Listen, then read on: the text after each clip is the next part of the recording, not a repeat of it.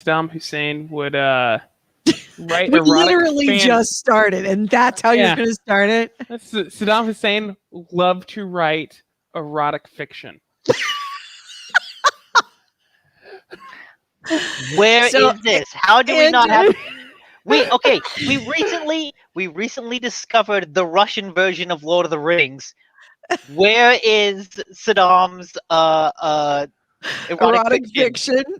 Someone, internet sleuths need to get on this. So Andrew is listening to a new podcast called, what was it?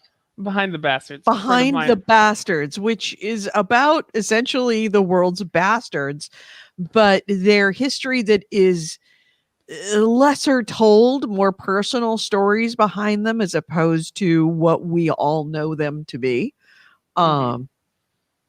They're kind of human peccadillos in the things that they did and stories about them. So, yeah. Surprisingly, Saddam Hussein's erotic fan fiction really pro-democracy and very forward on far as like empowering women. He had a lot of strong female... I do not. Yes. I do not believe that. Actually, like... it makes sense. It makes sense because in his mind, he's writing fiction. No, actually, like, writers who write fiction, ones that aren't really, like, professionals, you can learn a lot about what they write in their fiction. Like, that's their worldview. And yeah, I mean, it was full of anti-Semitism and, like, a lot of hate. But it was also filled with, like, strong female characters who would choose him. And, like, one of his first ones, the woman actually, like, becomes the leader of the army that is fighting for democracy to overthrow the king. And she ends up succeeding. His stand-in character dies. And she sets up a democracy for the people of Iraq. Interesting. I'm actually now fascinated to read this shit. Yeah, Behind the Bastards. It's terrible. Don't get me wrong. It is horribly written. He had no editing. Like, oh yeah. So who's gonna edit Saddam Hussein? Have you read it, or did you? The person behind the person on the podcast like describe it? Yes, he read the entire thing. Oh wow, that's dedication. Yeah, whenever he like talks about these books, he reads it and stuff like that. So, good stuff. So I'm signing in.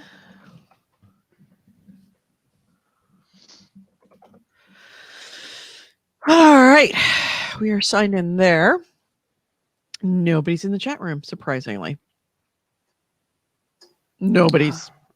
No, and everyone who was here left the moment we started talking about this. Saddam Hussein, yeah. That is a bit of a buzzkill. Hey, there we go, AC Wraith. It's okay. Just want to make sure that we are broadcasting because sometimes I don't know. AC Wraith, you always like dropping a bunch of emotes when you're first here. Yeah, you are quiet. I'm worried. You feeling okay? Do we need to come give you a hug? So I'm fully vaccinated. Yeah, weren't you that last week too? Nope. I was partially vaccinated last week. I am fully vaccinated this week. I had my second shot on Wednesday. Oh, nice. And I will say the next day I felt a bit rough. Like, I don't feel so great. Not horrible, but especially in the morning, I was like, I'm not feeling great. My joints, I think the two most profound symptoms I had was my joints started to hurt. My wrists and my hands, my thumb is still a little painful.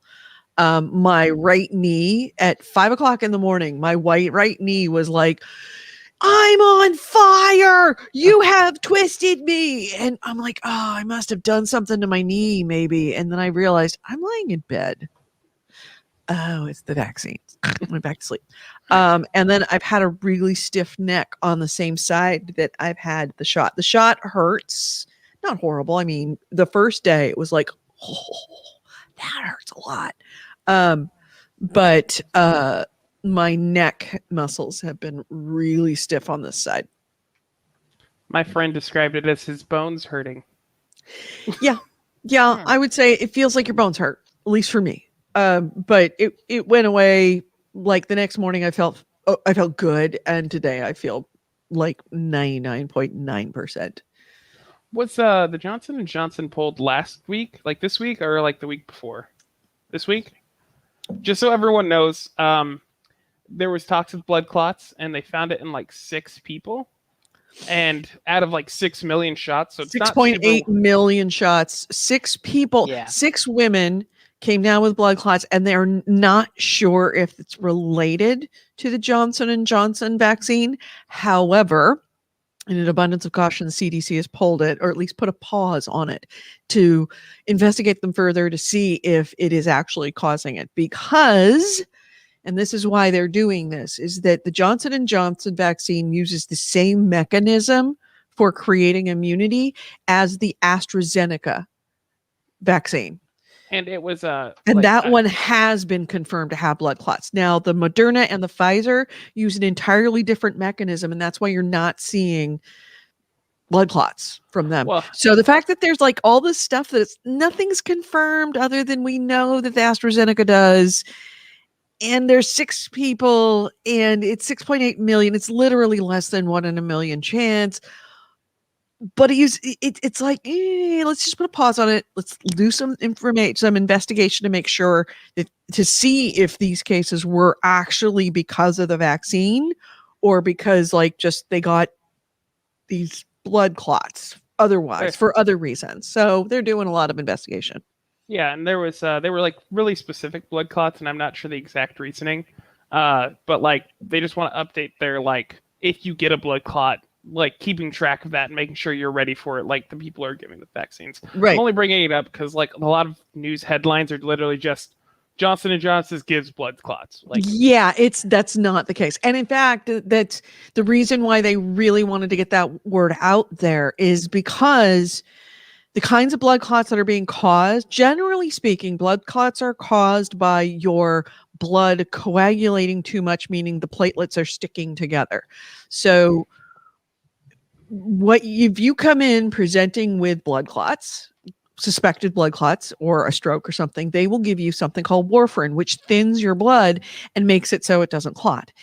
This particular kind of blood clotting is caused by platelets not sticking together like they should, not acting like they should, and warfarin would make it worse. That's I think the biggest reason why that they're putting all that information out there, is to warn doctors that they saw 6 cases of this incredibly rare kind of blood clots that are caused by a lack of platelets, not by a proliferation of platelets.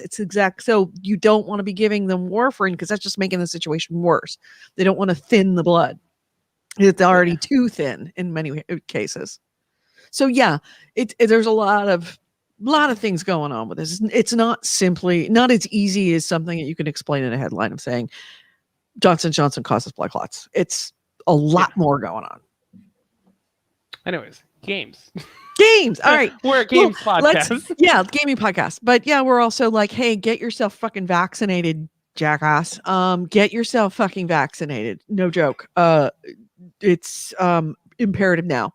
If you've ever played Plague Inc., you know, at that stage where you're starting to kill people and then the world is also trying to they're creating a cure for your disease, and you're trying to outmaneuver and mutate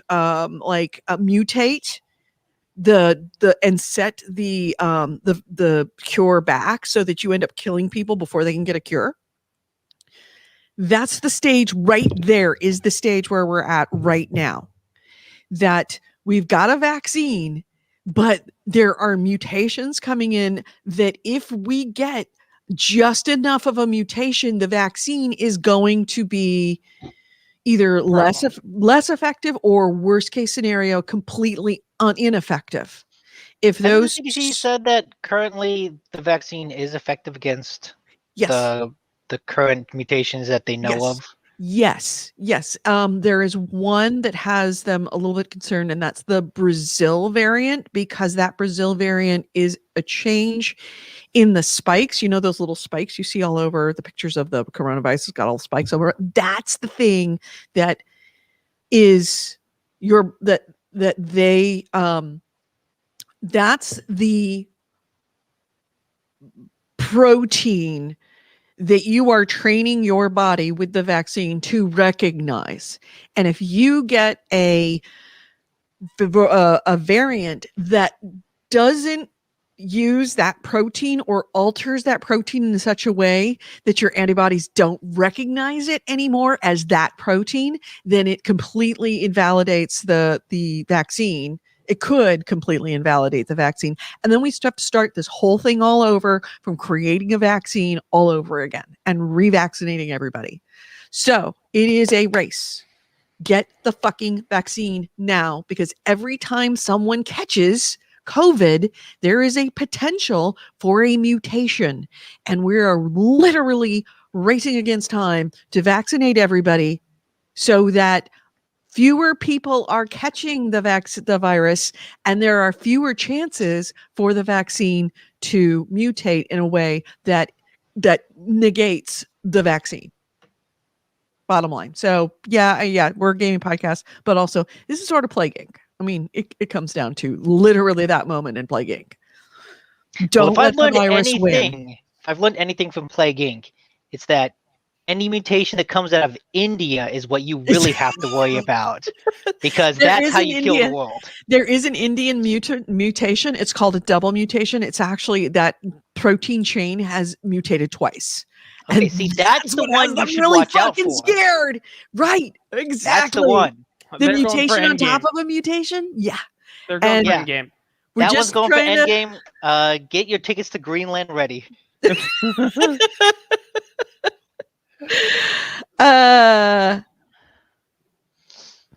Oh, you sent me a self-portrait cartoon. I did not. I have not checked my email in like the last week. I will do that. If you're okay with us showing it, we should put that on the back of our screen, like behind our faces, just filling up the whole background. Did you send it over Discord, or did you send it on to my email? Because I haven't checked Discord either. You probably sent it. I don't think it's on Discord, or maybe he sent it through Discord. It wasn't public on Discord. Yeah, no, I probably sent it private on Discord. I don't see any private messages, so no, it does not look. Nope, I don't see you there. I shared it with you on Google Drive. Oh, so it would go. Then you probably sent it to GameHounds@gmail.com. Oh gosh. Oh, so many things I don't look at on that. So yeah, go ahead and send your rare Pokemon, and yeah, it's gonna be a little while. Google Drive. Here we go. Found it. There we go. Open. Yes, but only if he's okay with us sharing it. Oh, that's your self-portrait? It's cute.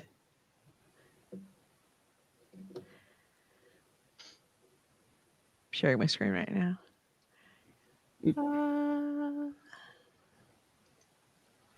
There it is right there. Unfortunately, it looks like I have to. That's as far as I can get it. Yeah. It's very nice. I like the different. He's the master of all social media. Master of all social media for GameHounds. Well, what's the store? It's Facebook, Twitch, YouTube, Spreaker. Oh, Spreaker. Okay, yeah. Nice. Very nice. Oh, cool. You can resize it as you see fit because it's vector hard. Yep.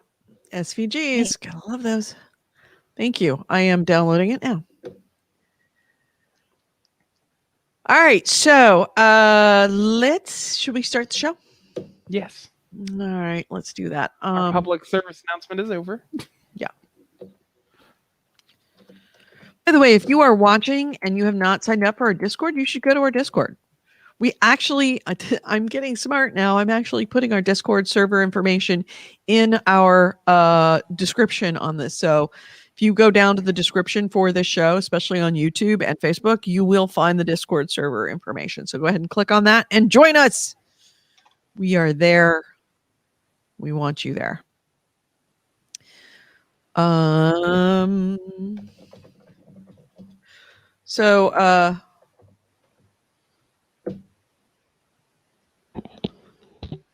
didn't write down Jesus. Stupid thing. I didn't write down the games that we're going to talk about, but I know that what Nick and I are going to talk about. I played a lot of that game. I'm guessing you guys had fun with it. Yeah.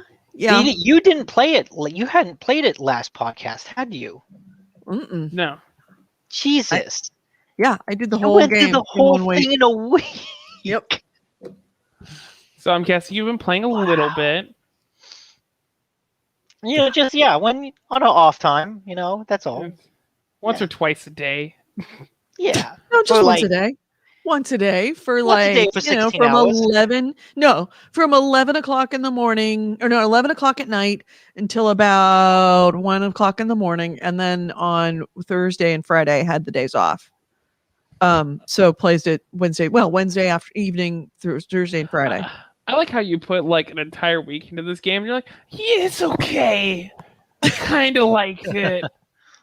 I only have 40 hours in a week on it now. I've done a work week. It's okay. It's passable. We will go into that. Podcasters are big fat potty mouths. If you're younger than 18 or are easily offended, please stop this podcast now. Oh, and your mom says to take out the trash and do your homework. One of these days I gotta get that soundtrack into the rest of everything else. All right, mics are hot.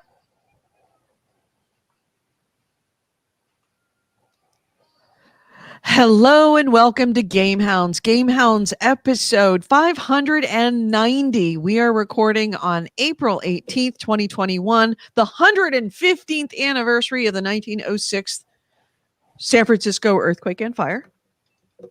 Fun fact. I'm Edie Sellers. With me is Andrew Smith and Nick DiNicola. How you guys doing? Good. No. Good. Fun stuff. Also, the anniversary. 2 days before the anniversary of the PlayStation Network being down for an entire month. When was that? 2011. It was down for a month starting on 4/20? Yeah, I guess. Yeah, you're right. When you say that? Come on. It's a bunch of people doing a DDoS 24 attack. Of course they're going to start on 420. Yeah, it was a huge thing that sort of completely screwed over SOCOM 4, which got released yes, right around that time. God, I remember that. Mm-hmm. Oh yeah, I miss SOCOM.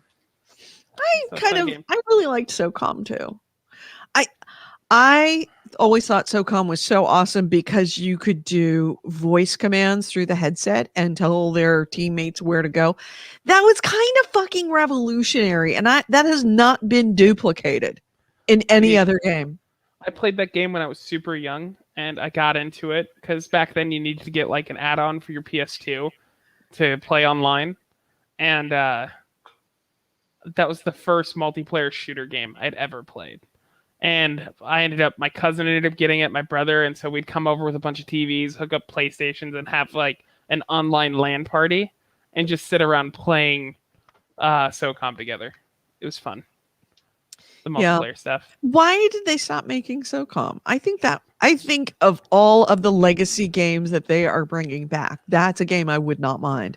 It wasn't considered as fun as stuff like Call of Duty. Call of Duty kind of crushed it's more niche because it's more tactical. It's like Arma kind of. Yeah. And there's just a smaller audience for that, I think.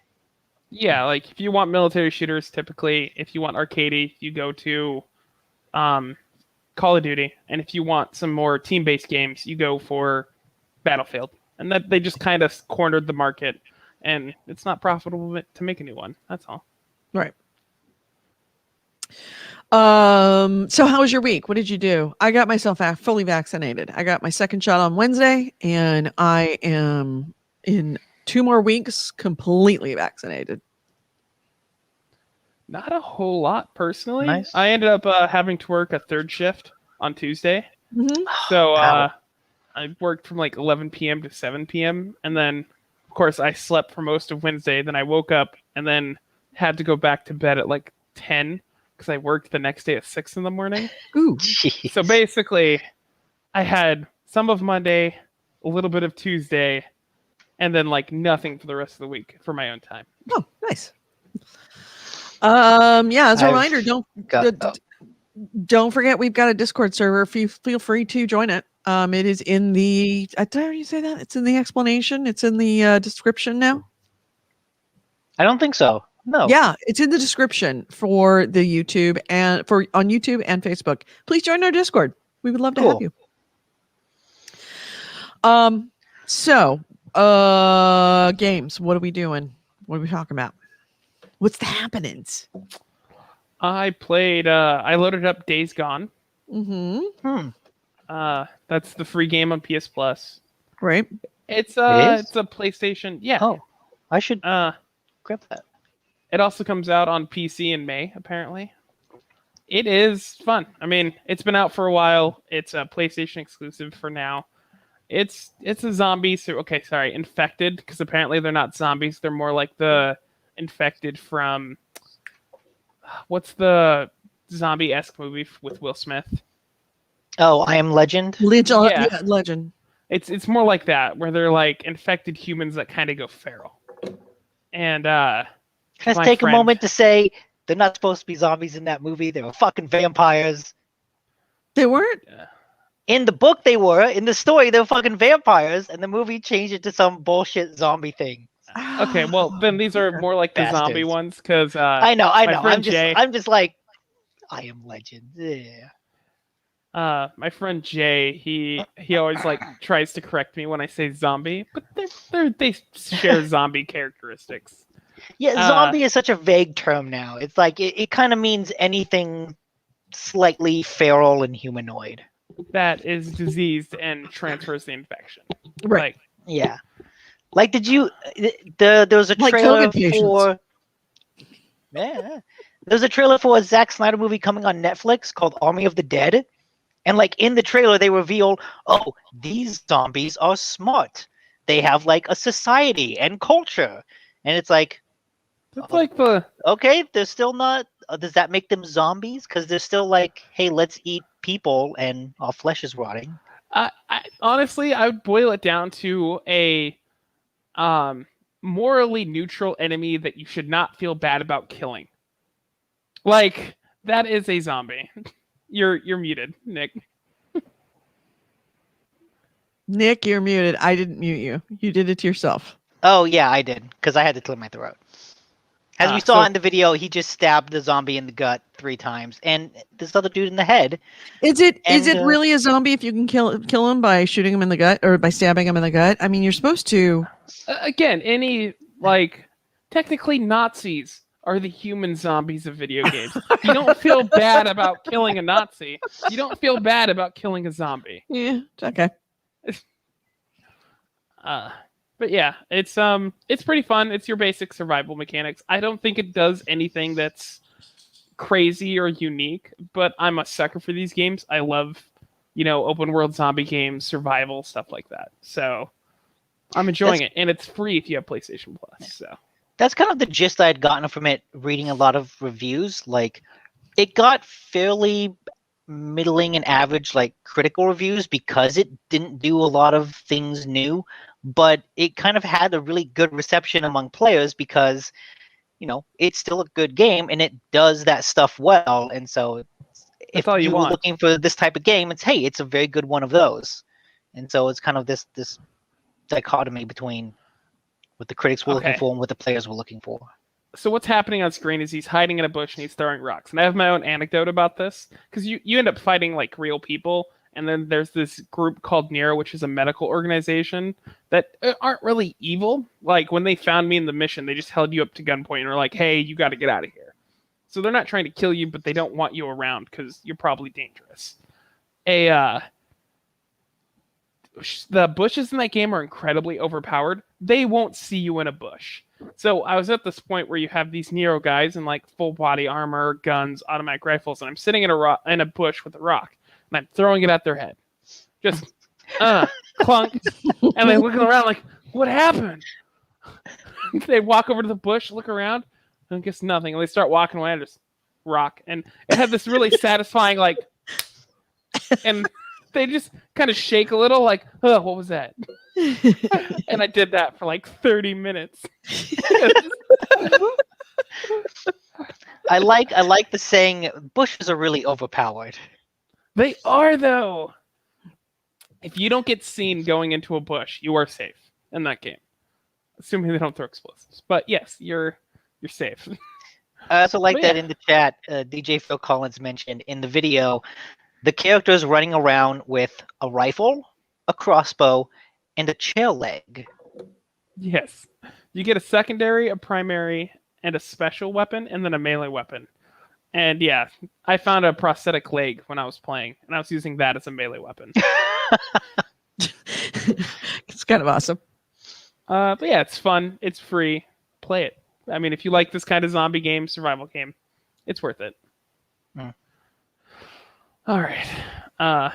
Yes. Oh, shoot, where'd Edie and go? She just disappeared. she had to step away. So I'm gonna talk about this game that I have nothing else to say. Actually, I do. So when they first released this game, they had made a point of saying like it's a choose your own adventure sort of thing where like you presented with choices and your choices would have consequences. But at some point during development, they threw that out, and they were like, okay, we're gonna put this on rails to a degree. And playing through the game, all I can think about was you often get like the gun pointed at somebody's head, and they're like, all right, please let me go. And then there's a pause, and all I can think is, this is when you would have chosen to let the person go or shoot them. And it's like clear that that was part of the narrative, but you no longer get to make those choices. Mm. I remember when they first showed it off, they showed a scene where you were running from a horde of zombies out of World War Z, where there's so many of them that it's like water, like as they kind of run over each other, almost like Yeah. a tidal wave. But then I remember reading reviews saying there's actually not many instances where you face something like that. Have you encountered that yet? There was one instance where I saw the horde, but it was through the tutorial. I have not personally dealt with that yet, but I've seen like my friend Jay, a while back he was playing and he showed me an instance where like he was having a horde chase him, and he was literally just running from it and like chucking Molotovs and stuff behind him, running in a circle, like because out in the wild, I'm assuming they're pretty like small as far as like they're hordes, so there's like several, like dozens of them. But I remember the scene you're talking about. I have not done that yet. I would like to see that because that would be awesome. Where there's just too many that you don't have like enough ammo to deal with it. We'll see though. I'm kind of excited to see that. Apparently, like if you were running around, you could chain one horde with another and like keep growing it. Huh. But I have yet to be put in a situation where I'm like, that's a worry. But in general, I'm on like the hardest difficulty that's not survival, which changes mechanics. So like, I don't want to fight a horde, much less fight like 3 zombies at once. That's rough for me. So we'll see what happens. I'll have more to report some other day. Cool. Anything? Yeah. Well, Before we get to Outriders, because I know we both played that. yeah. I played another game that I started last week and finished this week called Deliver Us the Moon. It was on Game Pass, but it left on the 15th. And so I wanted to play it before then because it's something I had my eye on for a while. It's a pretty neat sort of exploration space disaster movie that unfortunately just really goes to shit in the third act in a way that is almost impressive in how bad it gets. But in the beginning, the premise is that Earth is in an energy crisis. And so to solve that, we set up a mining colony on the moon to mine helium-3 and then sort of beam that energy back to Earth through special space laser technology. And so the moon is basically now providing a majority of the energy on Earth.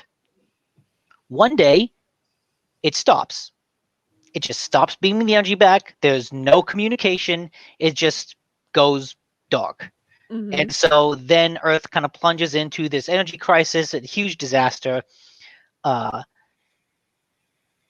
Like some years later, some intrepid ex-NASA people have put together enough resources to send one person to the moon, hopefully figure out what happened, and to turn the beam Moon back back on. on. Yeah. And that's you. And so you sort of have to go through these different lunar colonies and space stations trying to figure out what happened.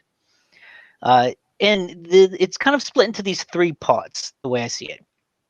The first part is when you go to the space station that's attached to the moon via space elevator, because that's where you originally dock. And that's kind of like the intro tutorial section of it.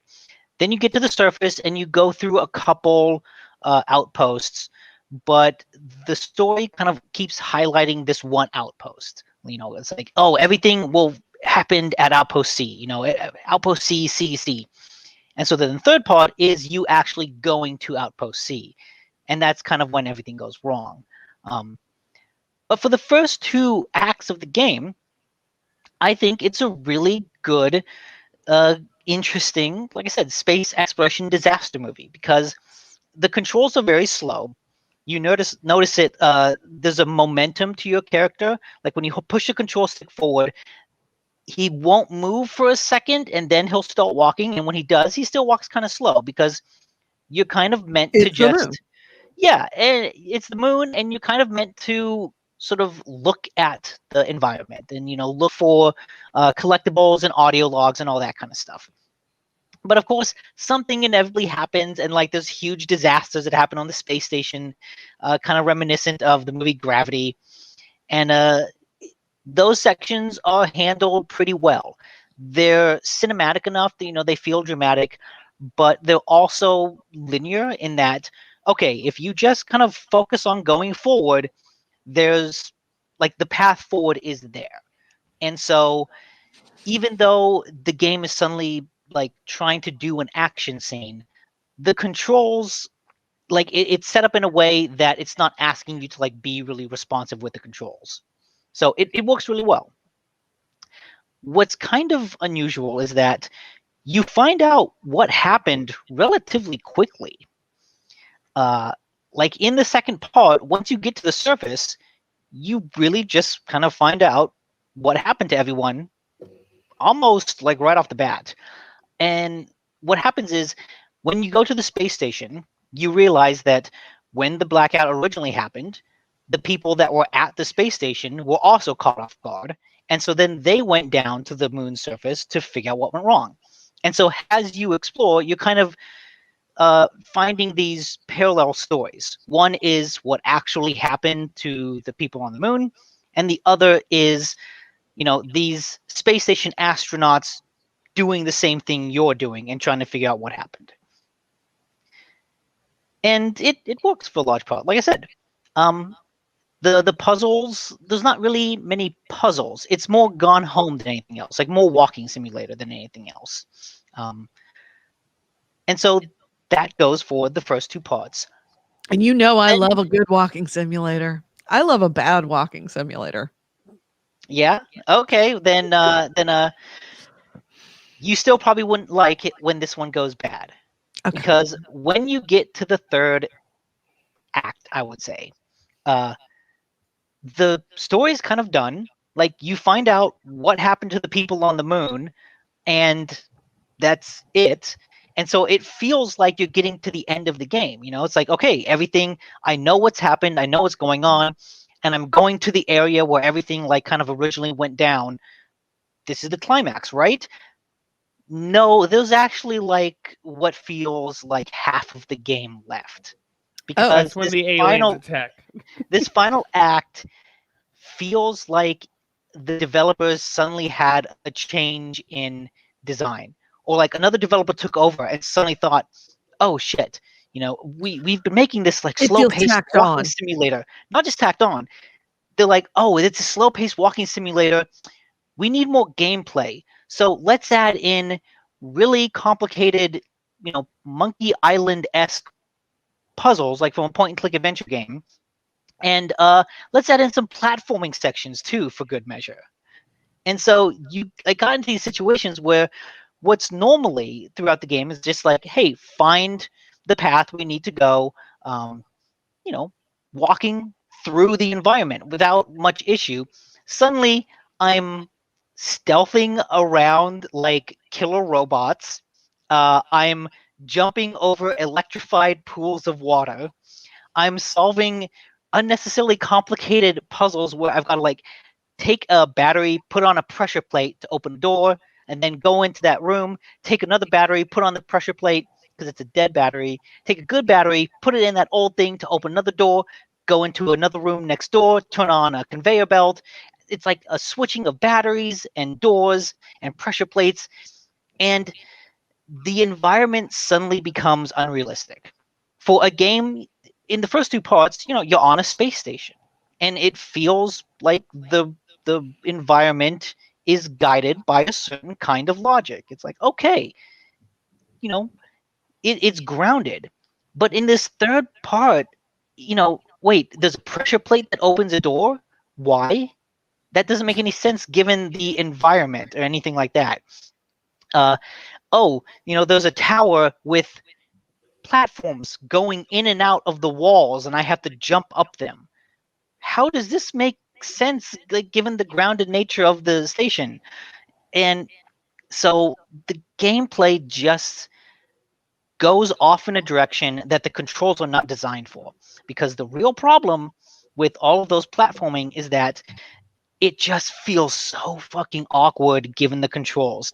It feels like the game is asking you to do something it wasn't designed to do, because it jumping over like an electrified pool of water, jumping from one platform to another within this electrified pool of water feels like a glitch. It feels like you're jumping up the side of a mountain in Skyrim or Morrowind. It feels like, oh, I'm breaking the game, but no, that's what you're supposed to do. It seems like they wanted to make like a science fiction story, like kind of like in the future, the energy crisis, kind of having a point, and then like exploring those ideas. And then they were like, "Oh man, we forgot to put a game here. Let's put a game here." It kind of does.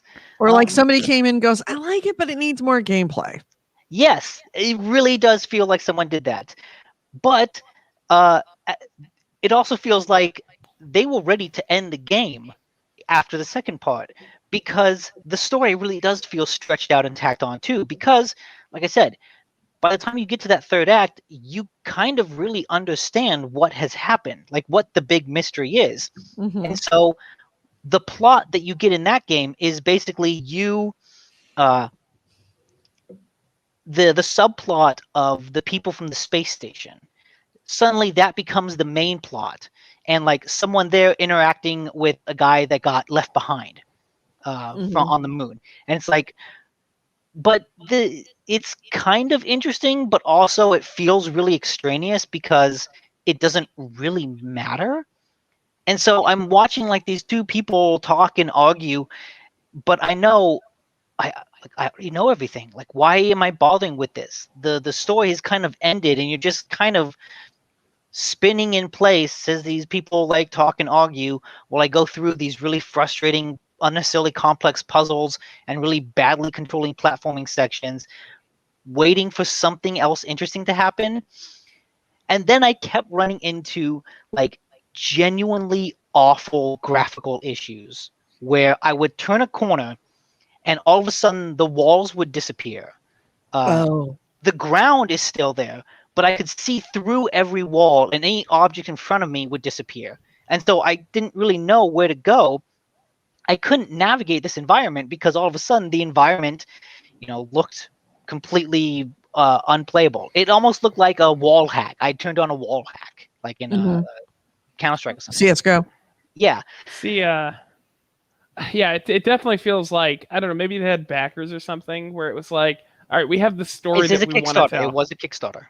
Yeah, so they had this like, okay, we have the story that we want to tell, and they told that story, and then they're like, someone who gave them money was like, no, we want more. So that's what they did. They were just like, fine, like Right. it needs to be longer, I guess, and I guess we'll just come up with like generic game mechanics. Yeah.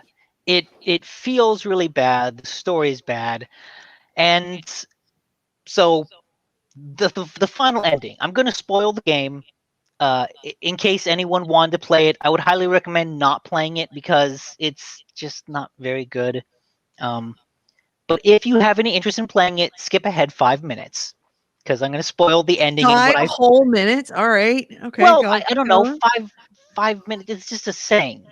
It's I a don't know the safe bet. exact time. I don't Okay. know exactly how long I'm going to describe it. It's live. Skip forward Okay. like 3 minutes. I don't know. Fuck. If you keep hearing me talk, then you know that we're still talking about Deliver Us the Moon. An Okay. hour later, they're still skipping. Yeah. All right. Here's what we're going to do to help.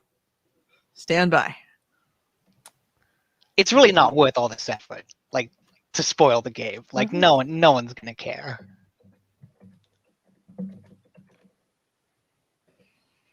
It's just like dead air. Okay. man. Go ahead. Okay. So Deliver Us the Moon. What ultimately happens is that the people on the moon did the math and realized, ah, shit, we're providing most of the energy for Earth. It's not enough. The Earth is still consuming too much energy, and like, in some years, everything's just gonna go to shit again. Earth is fucked. And so the guy in charge took all of the resources that Earth was sending the moon to make mining facilities and used it to build the colony ship. And then he's like, hey, all you moon people, I know the Earth is fucked. You know the Earth is fucked. Let's bounce. And they did. They got in their colony ships and they just fucking left. And that's interesting. It's kind of an interesting premise for everything. Like I said, you find that out very quickly. And at the end of the game, you turn on the beam again. And hey, yay, energy is going back to Earth. And the game presents it as like, you saved the day, you saved the world. Except the ending doesn't do anything to counter the original premise that the reason why the people left is because they realized the moon's not enough. Like, Earth needs to change its energy usage ways, and if history is any indication, that's never going to happen. And so the ending doesn't do anything to counter that. So has it's You going didn't really through save anything. yeah, as it's going through its dramatic, oh, you saved the day ending, I'm sitting there thinking, but I Did we didn't. really? I didn't really do anything. Like, hey, we're slightly less fucked than we were before, but we're still kind of fucked. And Like, so you guys made a point at the beginning of this game that you don't really answer. yeah, and so to go through this really crappy third act with frustrating puzzles, terrible graphical issues, bad platforming, and a boring story, and to have it all end in this really hollow victory of an ending just makes the whole thing feel like a waste of time. Okay. Yeah, I think I'll be skipping this game. Yeah. And I'm glad I got to play it on Game Pass because I had been eyeing it for a while and I might have bought it in another instance, and I'm glad that I did not waste that money. Yeah. So money that was not wasted, however, Outriders. Yes, if I had bought Outriders, I would be happy with that. I would be purchase. happy too. It's good. It's good. Is it great? No. Is it buggy? Fuck yes. It is an okay game that I can't complain about. I completely finished it. I recall you last week, Nick, saying that it was the story was meh. Yeah, I thought so. I I think the story is good. It's actually thought- quite a good story. I guess I liked what it set up in the beginning more than what it ultimately ended up being. You know, the idea of all these people are coming down to colonize a new planet and they just got out of cryo freeze, you know, having fought their way off of a dying Earth. And it's like, oh, like I said, it's kind of Mass Effect-y, where it feels like, oh, we're going to go off and explore this new environment. That's cool. And then this anomaly hits, and all of a sudden you skip ahead 30 years, and it's like, oh, it's just a war story of like these factions and people fighting and hating each other. And it's gotten more interesting, like as you kind of leave humanity further and further behind in your travels. It gets more interesting, but I guess I prefer that that exploration of an alien landscape more than I do. Oh, hey, here's a bunch of people killing each other. It's like, yeah. I really enjoyed it, and I thought that the story and the concept of it's not spoiling anything because it's fairly early on, is that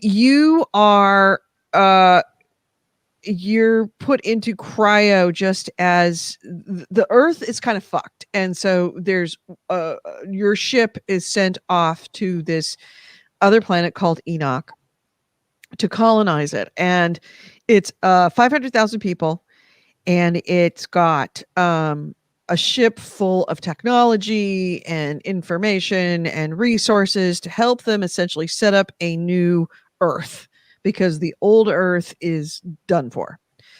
And there are some events that end up resulting in everybody being pulled out of cryo and sent down to the planet, but they didn't get all of the resources. They didn't get all of the technology.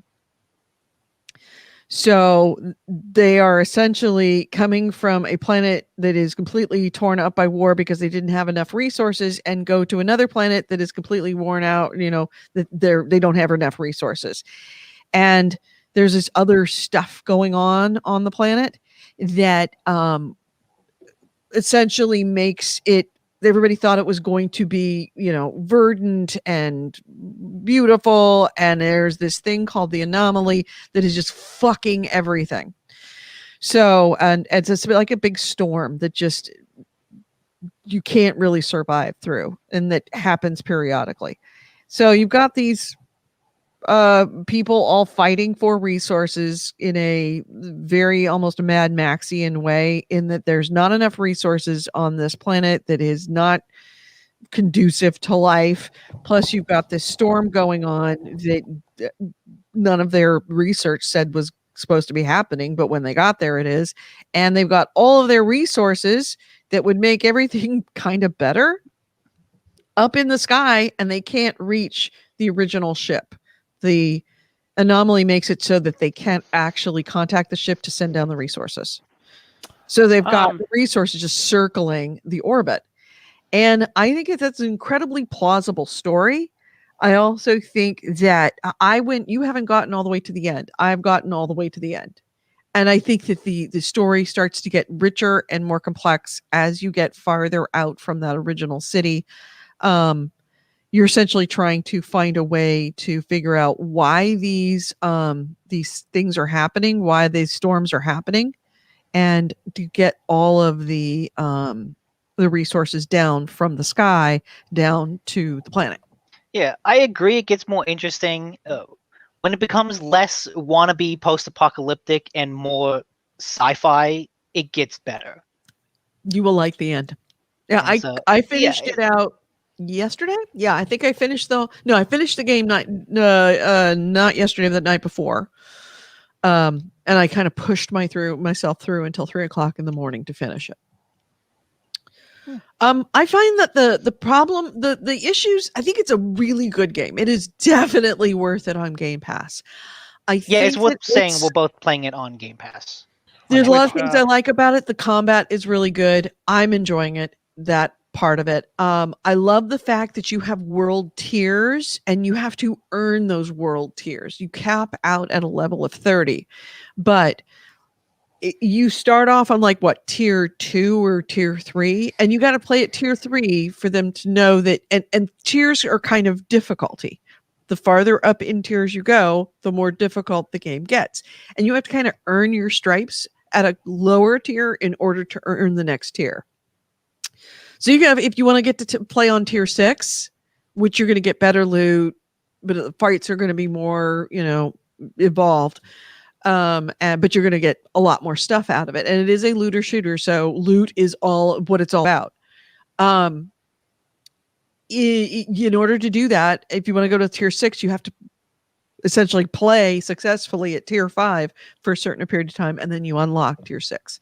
And if the tiers go all the way up to 15, I can't even believe, like, tier 4 is tier 3 is normal, tier 4 is hard, tier 5 is expert, and it goes to tier 15. That becomes like generally games with tiers like this. Just the more loot and the better, like the stronger you get, you just move up those tiers naturally. Like it's not like you're playing tier 15 because it's super hard. It's more like your gears reached a point where tier 15 is normal. Yeah. Right. There's part of that, but then there's also co-op. Like I think we've both found that tier 5 is about the max we can do solo, but like tier 6 and 7 we were able to do pretty solidly when we played some last night co-op. And so if you get like 4 people in a group, suddenly that makes You can go to everything tier easier. 15. You can go to I tier. thought it was only 3 people. Oh, is Or it is only it 4? 3? I don't know. There's 4 classes, so I assumed it's Yeah, I 4 assumed it was players. 4. It's 3, I believe. Okay. That's- So I like that. I like the fact that you can play exactly. I know. Why would you have 4 classes if you can only have like 3 characters in it? I know. There's a lot of things that don't make sense in this game. The crafting is really cool. Yeah, like the crafting and like I said last week, the way you can kind of customize your character is really neat. But there's so many aspects that are just kind of poorly explained. You explained to me how attributes work, which is an aspect of your equipment that I had never really invested in because it's so confusing. Like in the game seems to even recognize it's confusing because the resources you use to raise attributes are just called shards. But there's like 20 different sub levels of shards within that. And the game doesn't even bother to show you all of those. It's almost like it knows, yeah, this is really confusing. We're not even going to bother to figure it We're out. not going to You'll bother figure explaining it, even though like it genuinely does make a difference in gameplay. Yeah. Yeah, Nick was like, why am I able to kick ass and you are not? And finally was like, have you raised your attributes on your equipment? Because he kept on getting equipment and switching it out. Getting equipment and switching it out. I'm like, Nick, that's I still not do. doing you any good. You need to like stick with your equipment a little while. And he's like, nope, I'm just gonna switch out. And he was vastly underpowered, and I couldn't understand that why if he was using like current level equipment or better, which is what you would be getting if you're switching out, why are you like so soft and cushy and you're not doing enough damage? You should be doing a ton of damage. And then of course, like, if you max out your attributes, he's like, I don't want to do that. He was resistant. I don't want to do that. I'm like, yes, you do. You have to. And so we finally got him to trick out his attributes, and all of a sudden the game went so much smoother. It's like the confusing Like all of a system sudden is you're that, doing damage. You're not being overwhelmed all the time. like you spend shards to raise these attributes, and different guns all have different attributes. And the natural assumption is that the resources you spend to raise that attribute are spent, right? Like you spend this resource and that's it. But you earn them at such a slow pace, and it takes so many to raise the attributes that, like, to raise the attributes of a gun significantly, it would take pretty much all of the shards that I've been amassing over the course of the game. And it's like, well, I don't want to amass all my resources into one gun just to have me get a better one from a crate in 30 minutes. But what ends up being the case is if you dismantle that weapon, you get all the shards that you invested in it back. And so it becomes a system where I'm going to invest all my resources in this one gun. If I get a better gun, I dismantle the previous one, get all those resources back, and then can reinvest them into the new gun. And the game doesn't do anything to explain that system.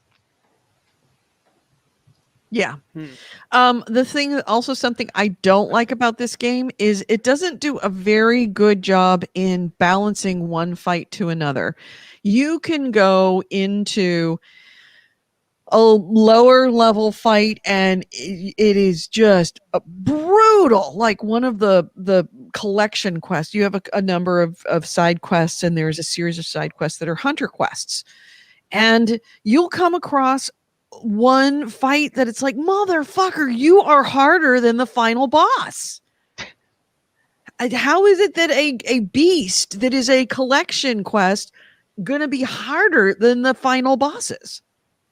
But yeah, it's very much that kind of, like, they didn't go through and say and give it a logical progression of this fight is just any fight that you walk into could be pretty easy to fairly easy to fuck me. This is impossible. I have to drop my tear down. Yeah, and it doesn't help that I think there are some instances where the fight, some key things that will make a fight awful. One of which is snipers. Snipers in this game are just one Awful. of Are you a shockingly pyroman? bad. I am a pyromancer. Okay, so I don't know. I feel like snipers, like I agree in general. I consider sniper the archers of like modern shooters, but like in general, archers suck in almost every single game I've ever played to go against, especially when it's like a ranged or like a melee game or something like that. But do you think, from what I've seen of pyromancer, it's more of a close range class where you're dealing with groups of enemies that are in like close to medium distance? Like, Yeah, it's. I mean, They're the not, reason I they're chose considered it. they're considered in the medium distance. Yeah, the reason I Pyromancer. chose it is because the game says this is a medium distance one. where something like the trickster, you It's could close teleport distance. to a sniper, like from Except I across think the map. of the 4 classes, when I was looking at them, 2 say they're close range, 1 says it's medium range, and 1 says it's long range. And so, by that logic, there's only 1 class that's really set to take advantage of snipers. But the problem is, like, the game is set up in a way that the cover is there more for the enemies than you. Like, the game doesn't want you to play it like Gears of War. It wants you to get out, get in people's faces, and then use your powers to activate the health regen. Because that way, you're kind of out there in the open killing people. But as long as you're killing them, you're getting health back to offset them shooting you. And that's the way the game wants to be played. But snipers punish you for doing exactly that. They force you to stay in cover. And the way that they work, the fact that they're so accurate, that I feel like I've been hit by a sniper mid-dodge roll. I have to. And so, like, you have to stay in cover to avoid them. But the way a lot of the fights are set up is you have a sniper pinning you down and then enemies coming at you to flank you. And so when you're pinned down, the way they work is, you'll see their little red dot laser. That means they've got you sighted. And as long as that laser is there, they're about to shoot, and then it will disappear. And okay, this is when I can move. That laser is there for a long time, which means you have to stay in cover for a long time, which means that's a long time you're not shooting people, you're not on the offensive, and you're just allowing them to get closer to you, to flank you, to surround you. And then the moment you stand up to shoot them, you get hit by a sniper, which stuns you for a good couple seconds. And that means you just get wailed on. And of course, there's always more than one sniper. Are you And so is it hard to shoot them? Like, yes, because they're really usually fucking far all away. the way in the back, and it means you have to run all the way to the back. And if you get run all the way to the back at the beginning of a fight, like the one that we just saw on the screen, everyone will swarm you. That is usually where the big boss is, where the heavy is, and it's usually multiple heavies, and then all of those trash mobs as well. So you running to the back is almost a certain death sentence unless you've got some kind of mod on your equipment or your weapons that can help you. Or Trickster, I'm not gonna lie, Trickster is not overpowered, but I would say if you're going to solo this game, go Trickster. Don't go Trickster looks like pyromancer. a good And- balance of like damage and CC. Right. And- Crowd control that's is the thing I've essential run in this game into. if you're going to solo it. Yeah, a lot of my frustration with some of the boss fights, and this is especially the case with the creature boss fights. Mm-hmm.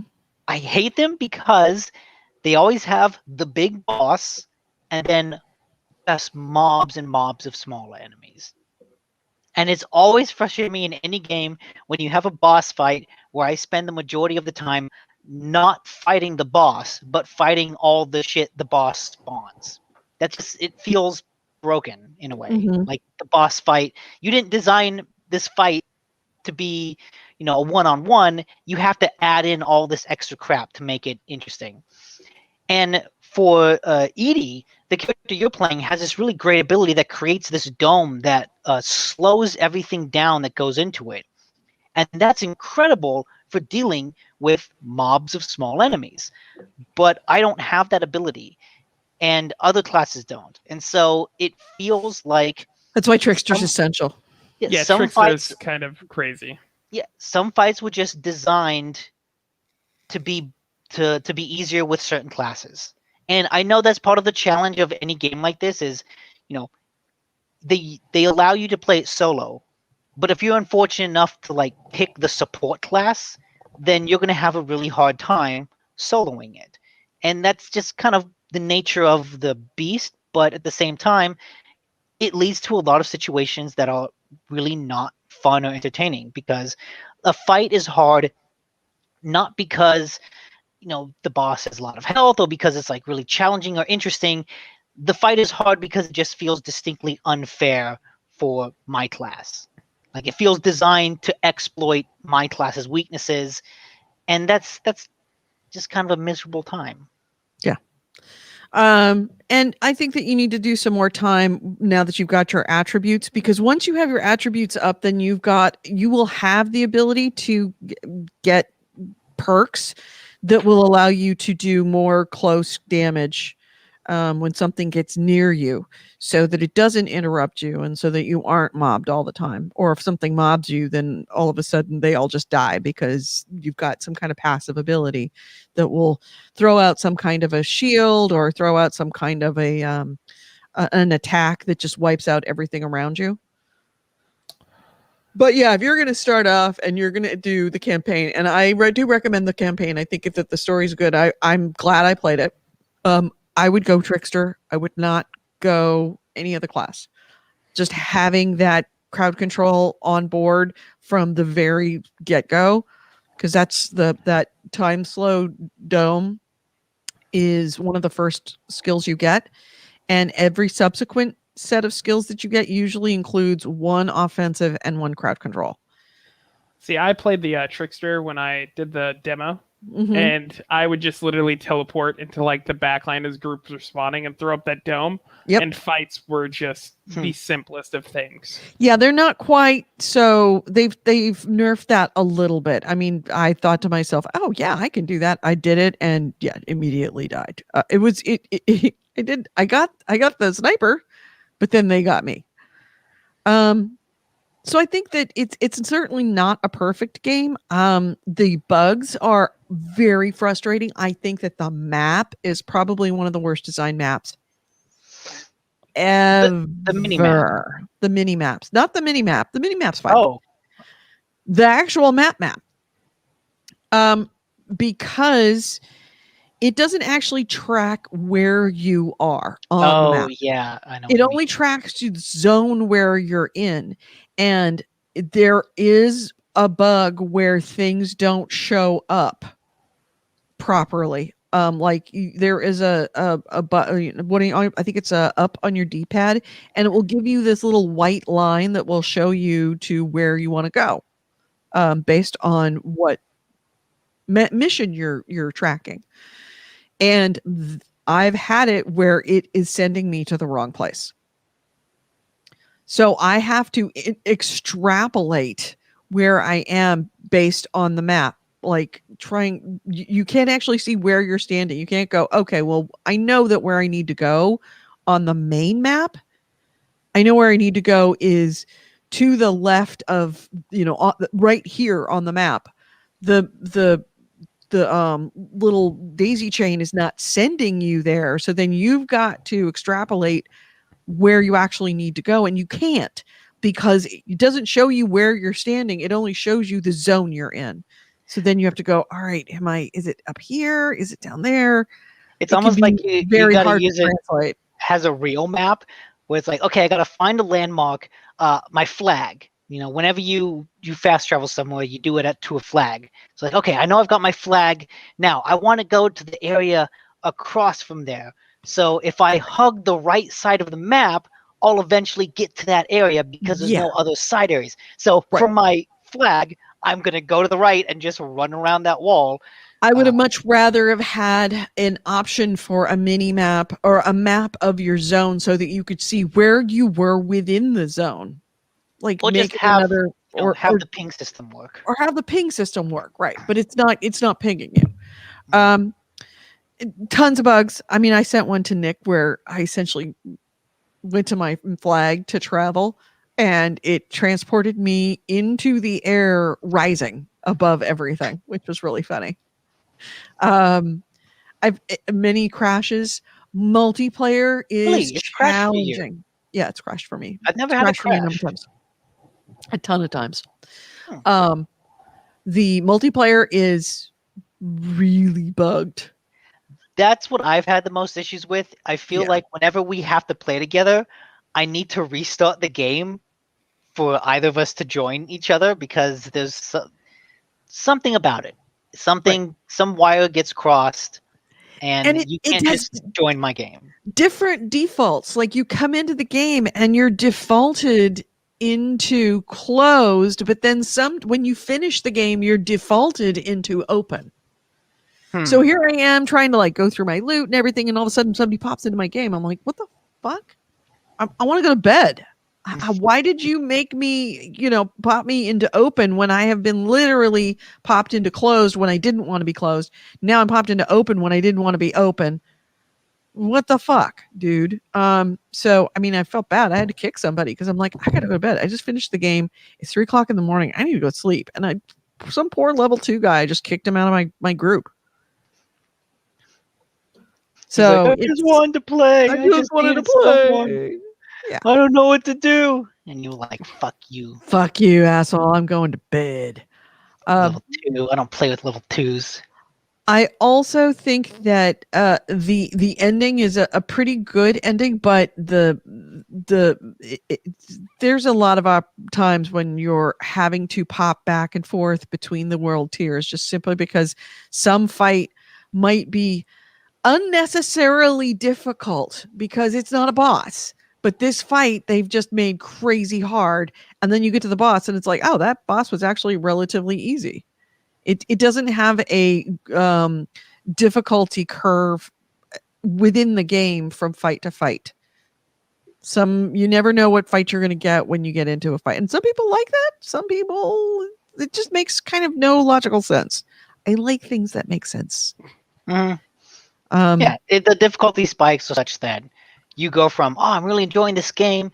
This is a breeze to, oh, I'm really enjoying this. That was a good challenge. Yeah. To, oh, well, I just kind of got fucked. That felt unfair.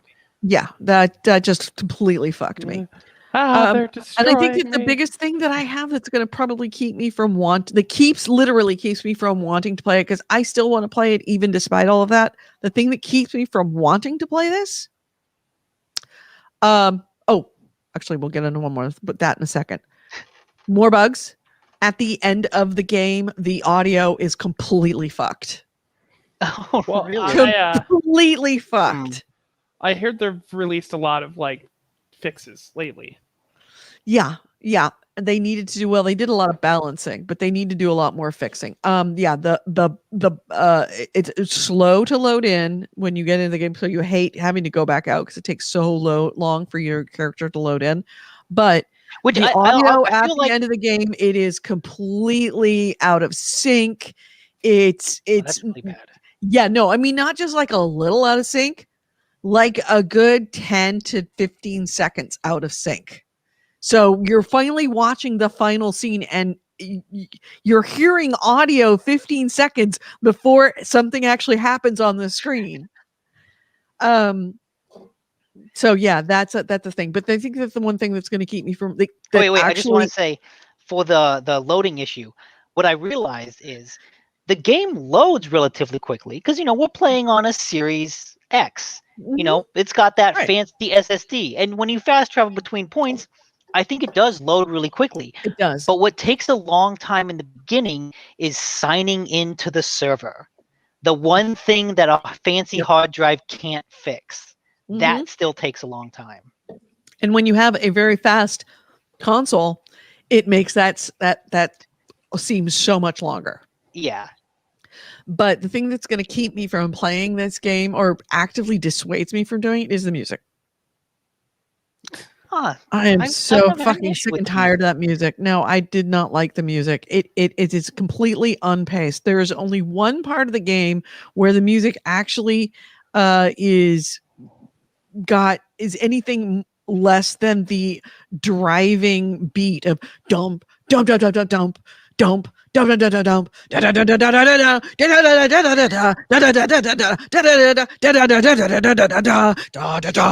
dump.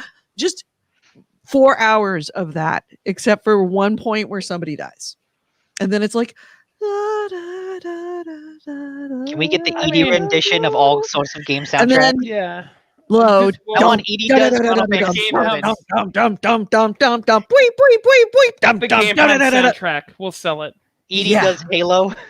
Edie does Halo. Oh, it's just it is exhausting to your senses. Well, what you do is you mute it, and then you make a playlist like on Spotify, and then you play that playlist while you're playing the game. I have spent a long time playing this game listening to podcasts because when you go through arenas, it's just shooting. There's not a lot of story there, and so it is a good podcast Well, game. I rely upon the sounds of things to let me know where stuff is. I rely in some ways about the music swelling to let me know if I've missed any enemies. So yeah, there's the mini map, but I will know when like the system is clear without even looking at map because the music stops. The driving music stops. But like even on the loading screen, the incredibly long loading screen as it's going into the servers is still that same level of intensity. And it's like, Jesus fucking Christ, stop raping my head. Wow. That's what it feels like. At the end of the night, I turn off the TV and it's like, oh, it's blissfully silent. Just turn it down. Just turn down the music. Now, Make don't you it know stop- Edie always listens to everything at full volume? Yeah. No, I do not. I actually Turn it listen down to to, very like- low. I know, volume. I'm teasing. I actually mute it. I when I'm loading in, I actually mute the game because Just I like- cannot take that music any longer. Turn it down to like 20%, then you'll still hear the swelling and like the slow pace, but it just won't be, ear destroying. I believe the term is ear raping. I am trying to be nice. Skull fucking is what it is. It's exactly skull fucking. It's a bad touch.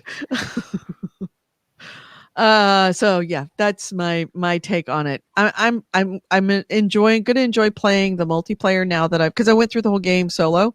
I'm gonna enjoy the multiplayer. I've gone into a couple of groups. It's been pretty good. I would not recommend doing any of the multiplayer until you finished the campaign. Even though some people are doing a multiplayer as a campaign, you might want to leave it open if you want some help, but you can't. That's the other thing. You have a choice of leaving it open or closing it. You can't actually say, I need help. Right. But you can't go and say, I need help with this. I don't necessarily want somebody around me the whole time while I'm going through all of my game. I kind of like, there's been times when I can't do this fight by myself. I kind of need somebody to jump in for this fight. And you can't just say, invite someone for this fight. You either leave it open and someone comes in or they don't. It's just essentially leaving the door open and waiting for somebody to wander in at the entire game. Or you can close it. And yeah, I mean, you could always just like get somebody in and then, leave when you're done. Yeah, I would recommend go through the game on the highest level that you feel comfortable playing it solo. all the way through to the end, and it may be that the final boss you have to send it down to World Tier 3 or even World Tier 2 to complete it. And then once you're done with it, then you can go back and into multiplayer and play at higher levels for better loot. That's me. So yeah, that's my review of Cranial Assault. DJ Phil Collins calls it. Yes, Like, Cranial Assault. He had said He's that used to it. Prodigy made for an excellent soundtrack to Monster Hunter World. Good to know. Blood Reaper also says, I play the long range class and I'm not having much trouble with the game. I'm curious about the long range class because I have no inclination for it. So there's a part of me that's a little curious about it. Is it the Techromancer or the like rock power set? I can't remember. I don't remember them. But I think it's the Techromancer. Okay. So yeah, that's my Outriders. review of Outriders. It's a game that like has a lot of flaws that stand out, but the core loop and the core gameplay is genuinely good and compelling and fun. Blood Reaper, I am playing it on Xbox Series X, and but I have my you have to opt in for crossplay in options, and I have my crossplay opted in. Yeah, it is crossplay. It wasn't for a while because there's bugs with it, but I think it's getting better from my understanding. You know if it's crossplay between consoles or just PC? Both. Everyone gets to play together. Wow. Really? So you could play with us on your PlayStation? Yes, or PC, for which I just bought the game while you were talking, and it's almost downloaded. from when you were talking. Even better. All right. So yeah, Cool. I will play that with you later on. So let's hit some news so that way we can like jump into Worth noting though, if you have Xbox Game Pass, it is not on PC on the Game Pass. Oh, that was another thing why I was like, oh, you bought it? Why would you do that? Don't you have Game Pass? I do not, but it is Okay. also not on there. All right, good to know. All right, so any other games we want to hit quickly before we move into news? Because we are already like an hour in. How did we get this far along? Yeah, it's just an hour. that works, 50% of the way. All right. So, all right, let's hit the news. This is the GameHounds news, the news, views, and commentary of the week in gaming with Gamer Edie, Nick DiNicola, and Andrew Smith. And our first item is not me ever doing that soundtrack again. Biggest news of the week. The sad, heartbreaking news that Castlevania is not coming back for season. It's coming back for season 4 on Netflix recently, but that's going to be the last season. I'm sad for that. It's practically like you may as well cancel Netflix now. There's no point. Well, Kevin had said, actually, I'm kind of sad because Castlevania actually was the only anime show that Kevin has actually watched with me and really liked, which is kind of sad. I don't know. See, I'm of the mind that like it's kind of fine. I mean, I enjoy Castlevania. I think it's great. And of course, they could always come up with some new story to keep it going. They have said that they're looking for spin-offs, and I'll get into because I feel like there's more to this. But like the main structure of like Belmont versus Dracula was finished in the first season. Second season, my bad. And then like what happens next is just fallout from that story. And like you can keep that going, but at some point that fallout has to end. Like it's still about like Dracula, the people Dracula had collected for that army, like the people who were making the Night Army, stuff like that. Those have to be dealt with to make a good story. Yes, and like you could do it. What worries me is that I know the show is written by Warren Ellis, who's like a famous comic book writer. And about not a year ago, like about 2 years ago, there was a lot of women coming out going, hey, Warren Ellis is actually like a serial sexual harasser, kind of an asshole. And so that put a lot of question marks about his future involvement with the series in doubt. at that time, he had said that he'd already written the scripts for season 4. And so now, knowing that it will end with season 4, my worry is that part of that is them not wanting to continue working with Warren Ellis. And if he had written the scripts before all of that broke, then does it end on a cliffhanger? Yeah. Right? Or does it end on a cliffhanger, or does it end in a way that Satisfying ending. would be satisfying, has a series finale? And that's my one worry. Like, I can understand them not wanting to work with him. That all makes sense. But it always sucks when a show is canceled and like leaves a lot of plot threads hanging. Right. Agreed. Fair And enough.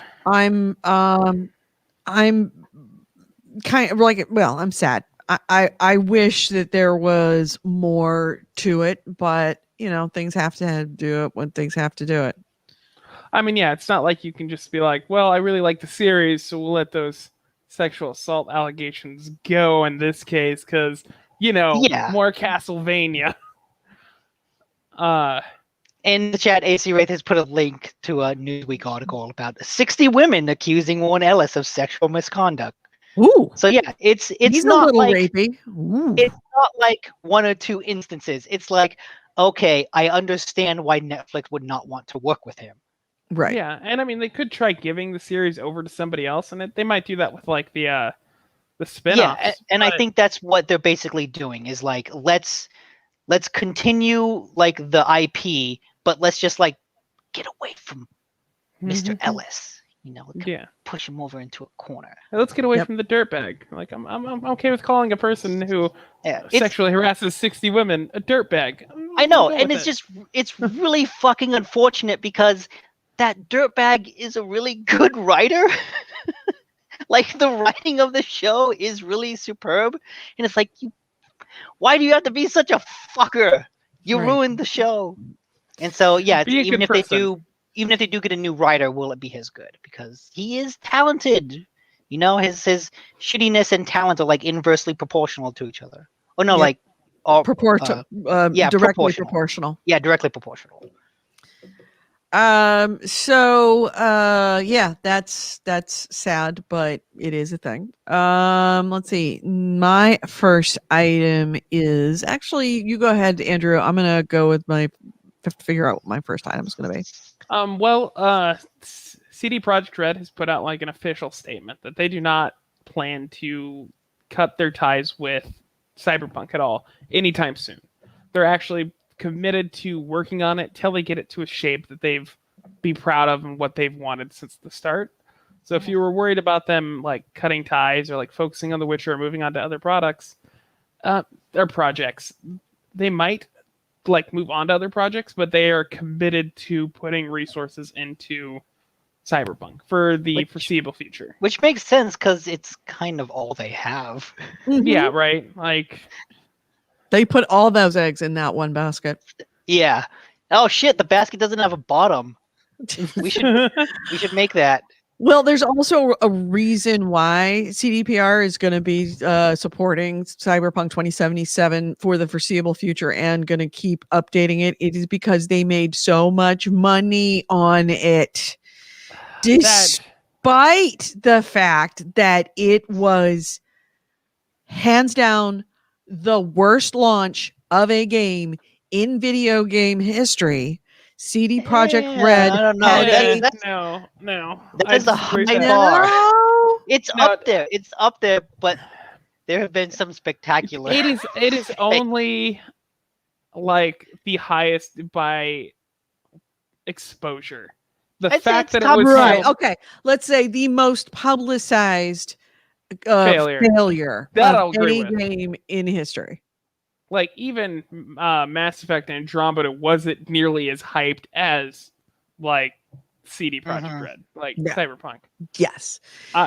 That it is the worst failure of a game, not necessarily in and of itself, but because of the expectations and because of the promotion of it and the flat out lies that were told previous to its release. A friend just sent me a message asking how many copies of Cyberpunk are buried in the desert. If you I don't know, didn't say no. I didn't None. say They it was sold them all. right. No, I no. didn't say it was the worst game in history. I said it was the worst launch in history. I, There's a Everyone very I would at big least say in difference. recent memory, maybe not history, but in recent memory, It was definitely. certainly the well. Moving Context for on that- from that, Yeah. CD Projekt Red had a massive, massive year in 2020 when it comes to revenue and profit. So ahead of the finalized earnings report on April 22nd, it's going to come out on April 22nd. CD Projekt Red did reveal how much money it made during 2020, even with the failure of CD Projekt or of Cyberpunk 2077. They pulled in 2.137 billion Polish zloty, which is $562.5 million for revenue. And I'll just do dollars. 303.5 million in net profit. does it count though? Like, think about it. It I mean, it came does out to for the 10 accountants. Fair. It counts to the counts of the shareholders. They did have to sell every bit of their own reputation in order to make that record profit. But now we know how much reputation will make you. $303 million. It feels like cheating. That's all I'm gonna say. Like, it came out at the very end of the year, so is that the sale prices with like returns as well? Mhm. Is this just I your think initial so, sales yeah. No, values? these weren't. I don't think. No, these aren't end of year. These are end of fiscal year. Fair, but I mean, Which again, includes the first quarter. that's like, or hey, I built this Q4. building behind me that's burning down now, but I built it. Right. Yeah. Right. It is Yeah. the most beautiful place in that is ever the most expensive piece of property ever in the history of man. It's a shambles. It's on fire, but it was. So anyway, it does demonstrate, and this is what I puts a chill down my spine about these numbers and about this report, is that puppy, it's okay. Not Puppy is CD unhappy Projekt, with huh? CD Projekt. Yeah. Even the Not puppy hates CD Cyberpunk. Projekt. Yes. Here's what's got me going. Um, the fact that you could have such a buggy, unplayable game. Puppy, he just walked out the door. He's fine. The fact that you can have such a buggy, unplayable game and have it make so much money. Do you guys know the premise of the producers? Yeah. It's the producers. I mean, like you said though, they sold their reputation. They sold their They're- reputation. Like, that's what they did with this. Mhm. They got the money, and it's probably why it came out when it did. Like, at the end of the year, they were making sure they could get it on the market. But they sold every bit of like consumer goodwill they had, and they had a lot to spend. Yes. About $500 million worth to spend, Yes. Mhm. and that's what they did. So Yep. I mean, fine. It doesn't chill me because there was blowback from this. There was fallout for CD Projekt Red. They will not make another $300 million from Yeah. another game. It's like they did lose something, they just didn't lose money. Right. Yeah. But it does kind of signal to the industry that if you throw enough hype and make enough promises and tell enough lies, you too could make a profitable failure as big as Cyberpunk. I mean, Yeah, that's kind of been the market though. Like, think of every it kind of buggy game. has. And what's frustrating is this is kind of proves that a company will not be punished for putting out a broken game. And that upsets me. That's a But- very bad, very unhealthy message for the community, for the industry, is that no bad game can be bad enough. No bad game can't be overcome by an incredible amount of promotion. See, that's kind of to me been the status quo for a while. Like, so many games come out that it's like, okay, this is a buggy mess, but the company didn't take a hit. This is, I think, different. This is taking it to its natural conclusion of like hype and pre-selling your game with advertisements and then having the goodwill to back it up and just failing. Like, this is the pinnacle of that. Yeah. And whether or not anything changes, I don't know. Maybe it shines a light and it's more obvious to people.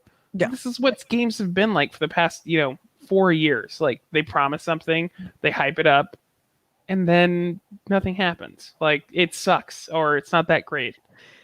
If CD Projekt Red's next game is perfect, do you think that they will repair their reputation enough to be able to do another shitty buggy game like this one again? Yeah. And make money on it? I think Yeah. by the time they put out another game, most people will have kind of forgotten about Cyberpunk.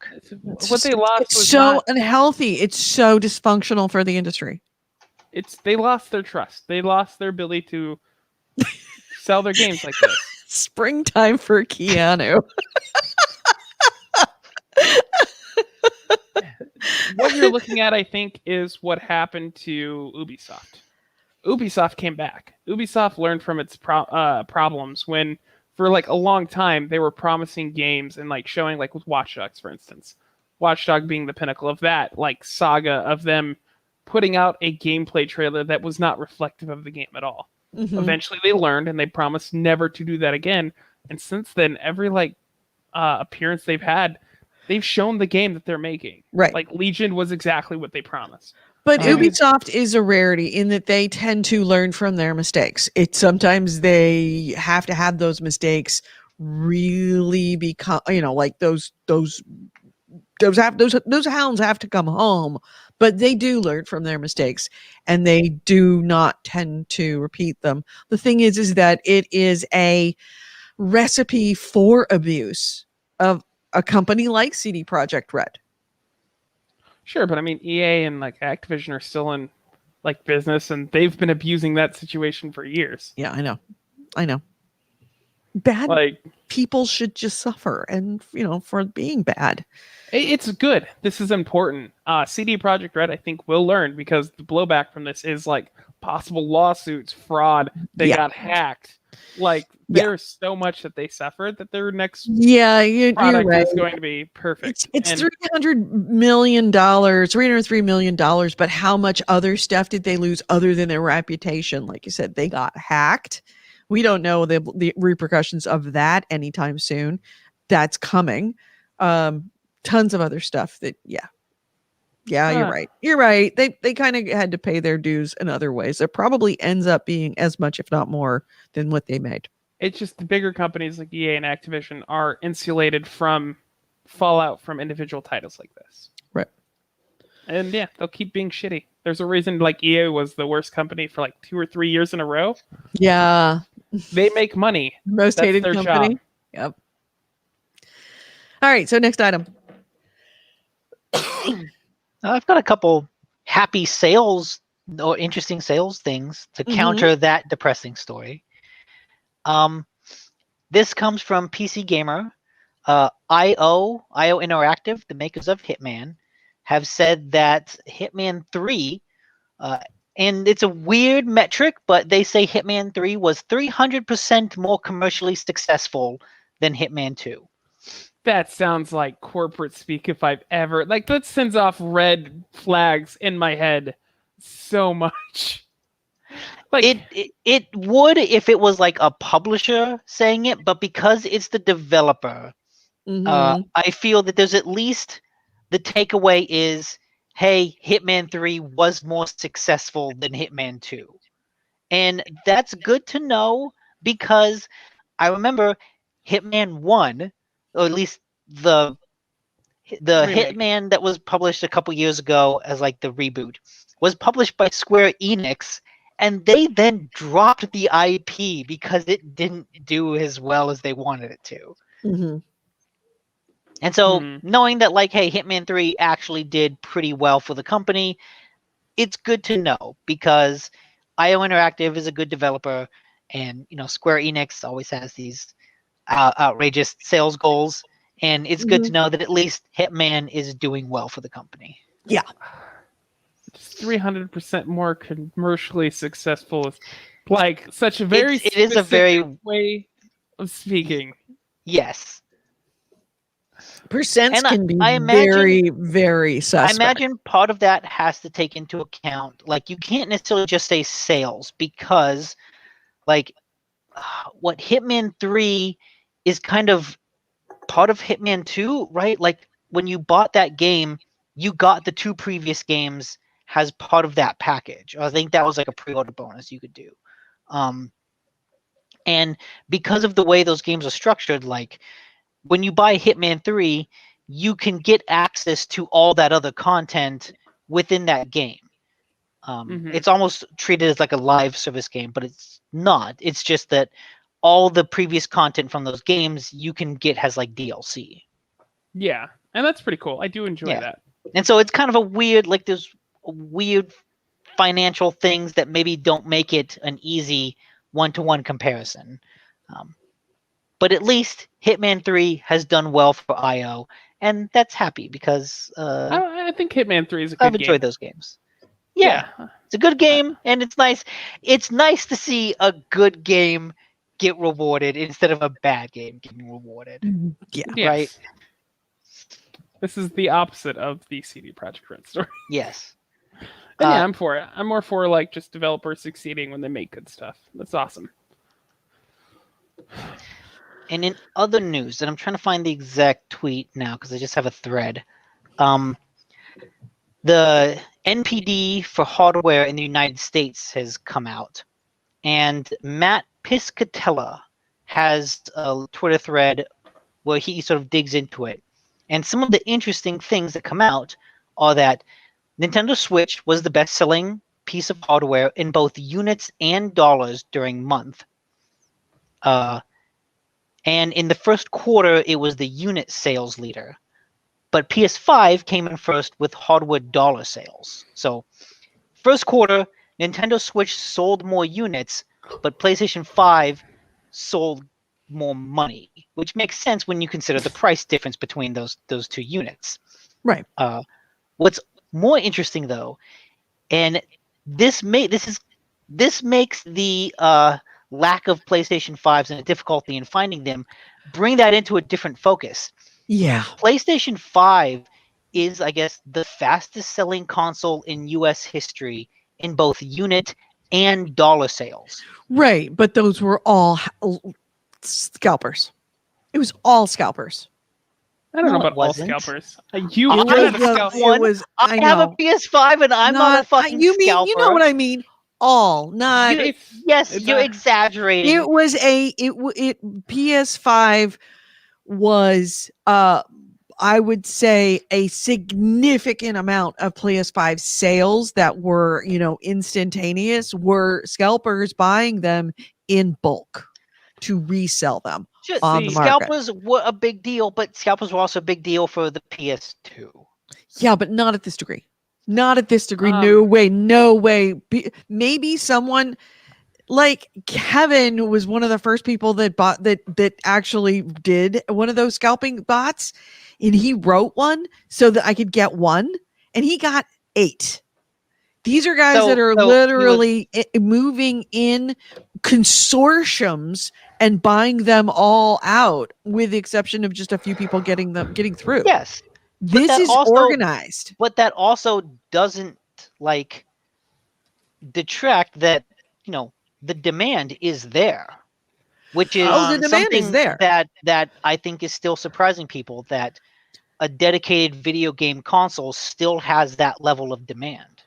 Well, number one, the demand was there, but number two is much of that demand was created by the shortage of the supply due to scalpers.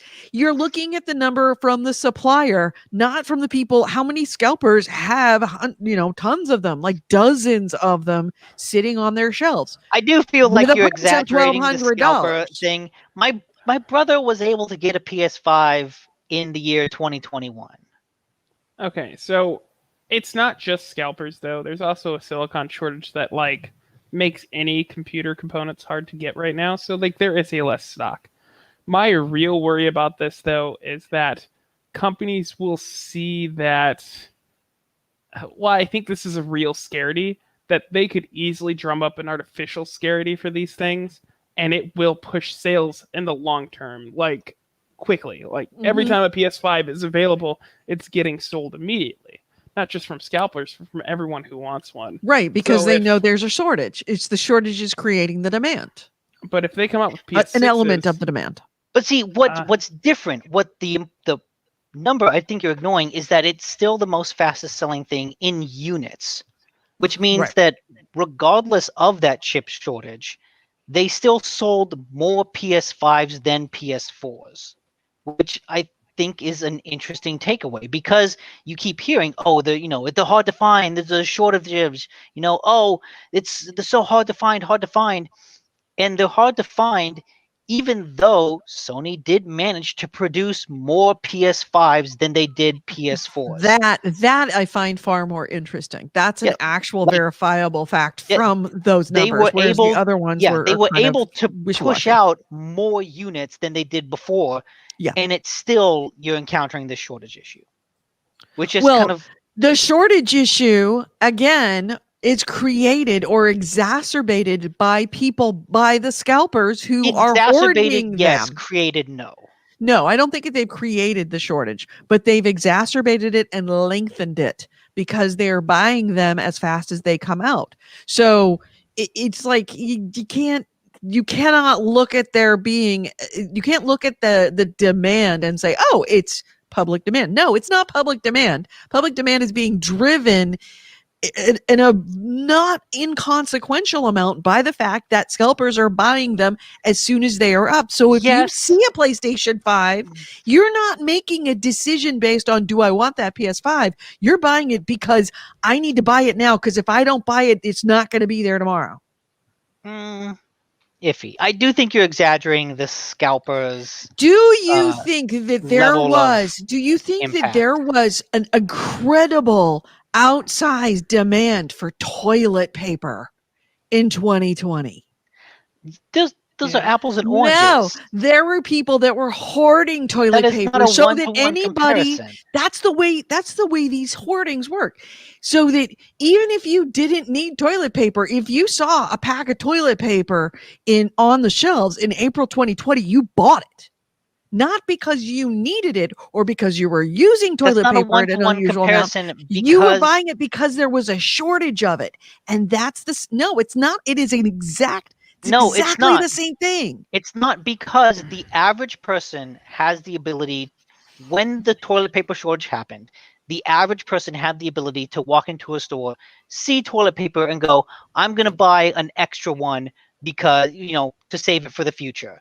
The average person is not going to be, I'm going to buy an extra $500 console for the future in case I need it, because the average person doesn't need an extra $500 console. The average person could justify...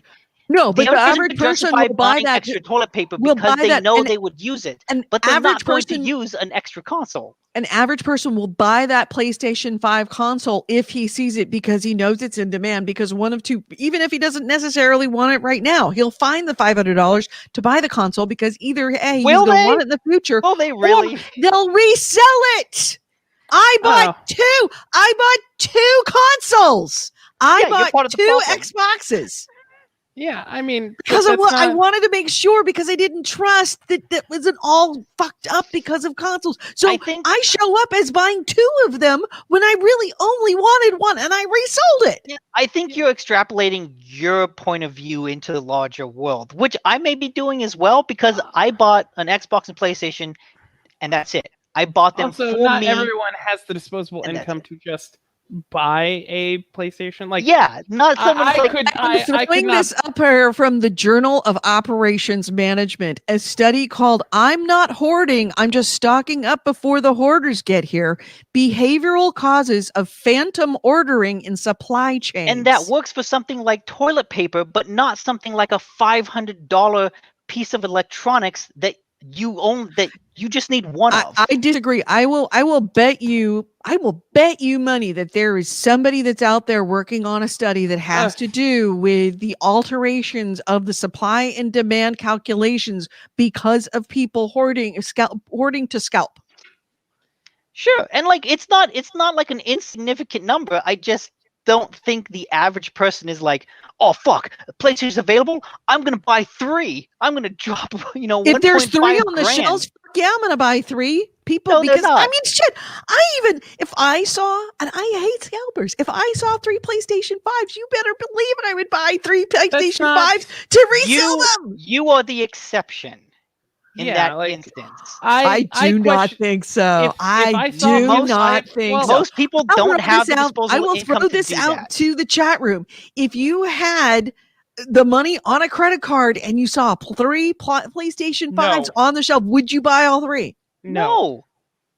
That's a dick move to do. Okay, You'd think about it though. No, this is No, first of all, this I would anecdotal. look at that and go, wow, I'm surprised there's 3 there. Yeah, I mean, And this then, is anecdotal to begin with, but like, walk on. there's 2 anecdotal saying no, 1 saying yes, so I'd say Yeah. it's less common by just anecdotal evidence.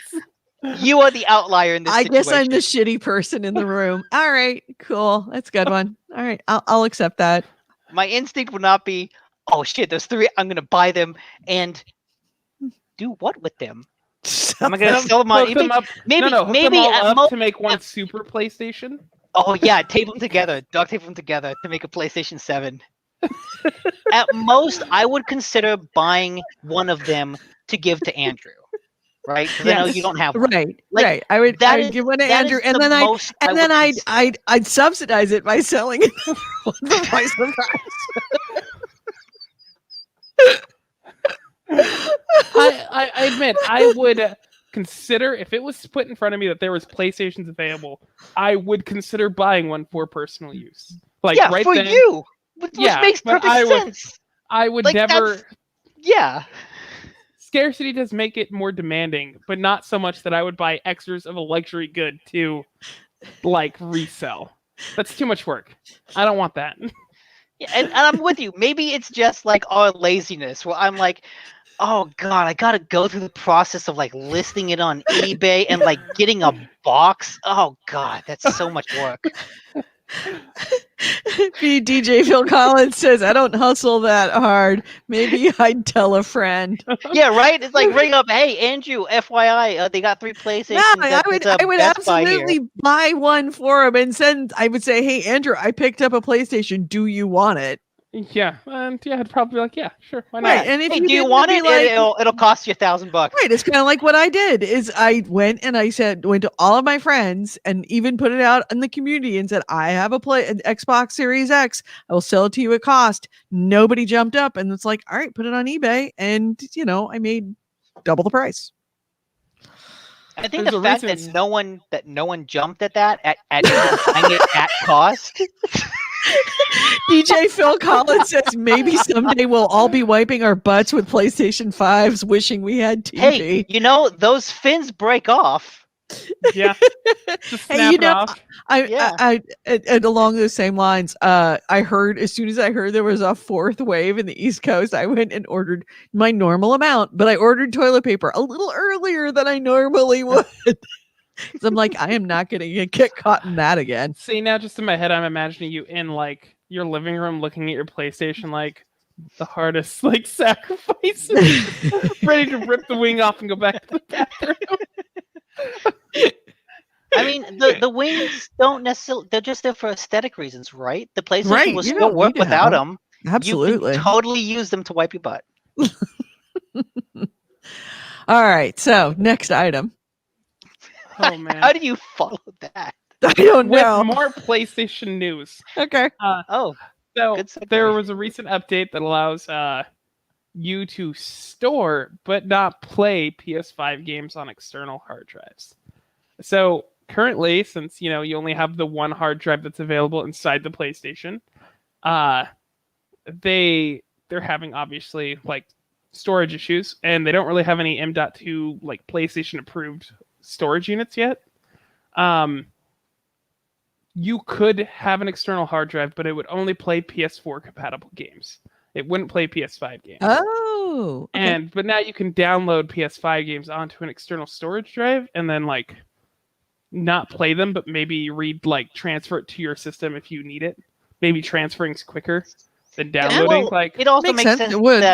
that they don't want you to play a game because it's the SSD and it reads really fast, and the USB connection is just not that fast. Well, yeah, I mean, and external hard drives in general are not going. They're going to be disk drives. They're going to be slower. And so it is nice that you can at least store a PS5 on there, a PS5 game on there. It's weird and short-sighted to me though that they don't at 825 gigabyte storage. That is small. We learned that the 500 was small on the PS5 or 4 when that came out. The fact that you don't have this ready, there isn't options available to download more PS5 games on having just going out and buying another M.2 2 terabyte or something is odd to me. Mhm. And I know they have said that storage expansion information is coming in the summer, and I think there is a slot in the console where you can put expanded storage. I guess the question is, will it cost $200 like the Xbox One does? Right. I mean, you're at this point, if you get the expanded storage, because it is an M.2 drive, which is the fastest hard drive for consumer market, you're going to want to get if you're spending money on it, you're going to want to get as large as you can because there's only one, and it's not as simple as just plugging it in through a USB. There's only one spot for this to go. Mm-hmm. So just know what you're getting. Don't buy a 500 megabyte one, 500 gigabyte one, because it will run out quickly, and you'll need to buy a new one and swap it out. Well, to be fair, I haven't run into hard drive issues with either of the consoles yet, and I downloaded the league games as I play them, and I haven't run into that issue. I'm doing the same thing. Although something I have run into is something that I downloaded on the first day that I got the Xbox Series X is no longer playable because it was removed from the Game Pass store. It still shows up on my dashboard, but I can't play it. Oh, interesting. I'm kind of sorry I didn't follow this story, your NPD story up, because I have another NPD story that came out of those same numbers, but not having to do with PlayStation 5. So they published their game, like you said, they published the game sales report for March 2021, in addition to all the other stuff. And what was very interesting out of it is that Outriders managed to take the third spot on the Xbox top sellers for March 2021, despite the fact that it is on Game Pass. It was only behind Assassin's Creed Valhalla and Call of Duty Black Ops Cold War. That's really interesting that it got top 3 on the console platform where it is available for free. Exactly. That might tell you how popular Game Pass is in general. It may not be as popular as it might seem. Because it's popular, but there are enough people that have an Xbox but don't have Game Pass that they can put a game into the number 3 spot for the month. Here's some other information that you have to kind of add into this, that these numbers were for March 2021 and Outriders came out April 1st. They extended it because of the week. No, it's extended. It's a combination of pre-orders, and they also extended it by a couple of days. The cutoff date for March's numbers was April 3rd. So it's only really 3 days post-release sales. And it got into third place. I could just tell you how popular Outriders was looking. I mean, to be fair, it looks like a fun, if you're from the outside, it is fun. But it looks fun. It looks like a new IP, which is just rare nowadays, and it looks like it had a budget behind it. So, and it's also kind of the first big game of the year. Right. Now, when you're looking at statistics, you also have to compare and contrast. That's how it did on the Xbox. Was that an appreciably different position compared to the PlayStation 5, where it is not available for free or I should say through the Game Pass subscription. No, it was number 3 on PlayStation as well. Nice. I So think it did not, the inclusion onto Game Pass didn't create an appreciable difference between its sales on Xbox at all. I think you- we would you- need a lot more data on multiple games to discuss whether or not Game Pass is having impact on sales. Right. Because Outriders could be an outlier where this was just a really popular game that people were looking forward to. Mhm. More than likely, they got a flat amount for being on Game Pass from Xbox. They paid them millions of dollars to basically hey, we're going to put this on for free. So they got a base amount. Right. They've got a base amount, but then on top of that, they also sold in the number 3 position, which was the same on Xbox. So this is a wildly successful game. Yeah, For they people kind to of play. they kind of Wildly. won both sides of that situation. They absolutely won, despite what logic would think it would dictate. This is a huge hit for people can play. That's It also good. suggests that, like you said, Andrew, that maybe there's a lot of people that have an Xbox that don't have Game Pass, and so I'm sure Microsoft is even looking at it, going, "Oh, that's a lot of potential Game Pass subscribers." Right. And on PlayStation, Outriders was behind Call of Duty Black Ops Cold War and Spider-Man Miles Morales, and actually beat Assassin's Creed Valhalla. See, I'm curious though, because logic would dictate that if this was free on Game Pass, people would just get Game Pass and then play Outriders. But Yeah. I'm wondering if the psychology is different, that buying one single $60 game that you'll have forever is better than buying a $15 Game Pass month to month that you're playing one game for. So if you pay it for a month, okay, that's $15, and if you're done with it, sure. But if you don't think you're going to be done within a month, that's $30. Right. And whereas something like low indie games that are $15 a pop, you just are going to buy that pass because it is the same amount and you can get it for free. So $60 games will sell better outside of the Game Pass than indie games, which might be hit harder from this. Right. Does that make sense? Yep, that makes sense. Yeah, a game that you might play for a longer period of time, a subscription suddenly turns into an investment, and it's well, if I'm going to play this game for more than 4 months, buying it outright would be a better deal than Game Pass, right?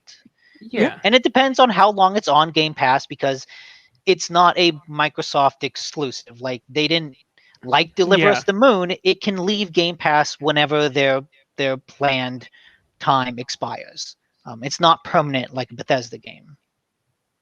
And also, I'm curious, what exactly all those numbers? You can find them right there on that link. Right, it's there. Okay, and because it's Matt Piscatella also mentioned this on his status as well. Okay, because ranking it sold just under Assassin's Creed and Call of Duty, but those games have also been out for kind of a while. What are the numbers? Are the numbers actually good, or do they just look good when compared to stuff that has been out a while? It's a good point. All right. So anyway, next item. This is just a cool thing that I got from Blood Reaper on the Discord. Modders are making a non-VR version of Half-Life Alyx. Really? Mm-hmm. And that's really cool because, Half-Life Alyx got a lot of good reviews. People said it was great, but the only way to play it is if you pay for a rather substantial VR headset.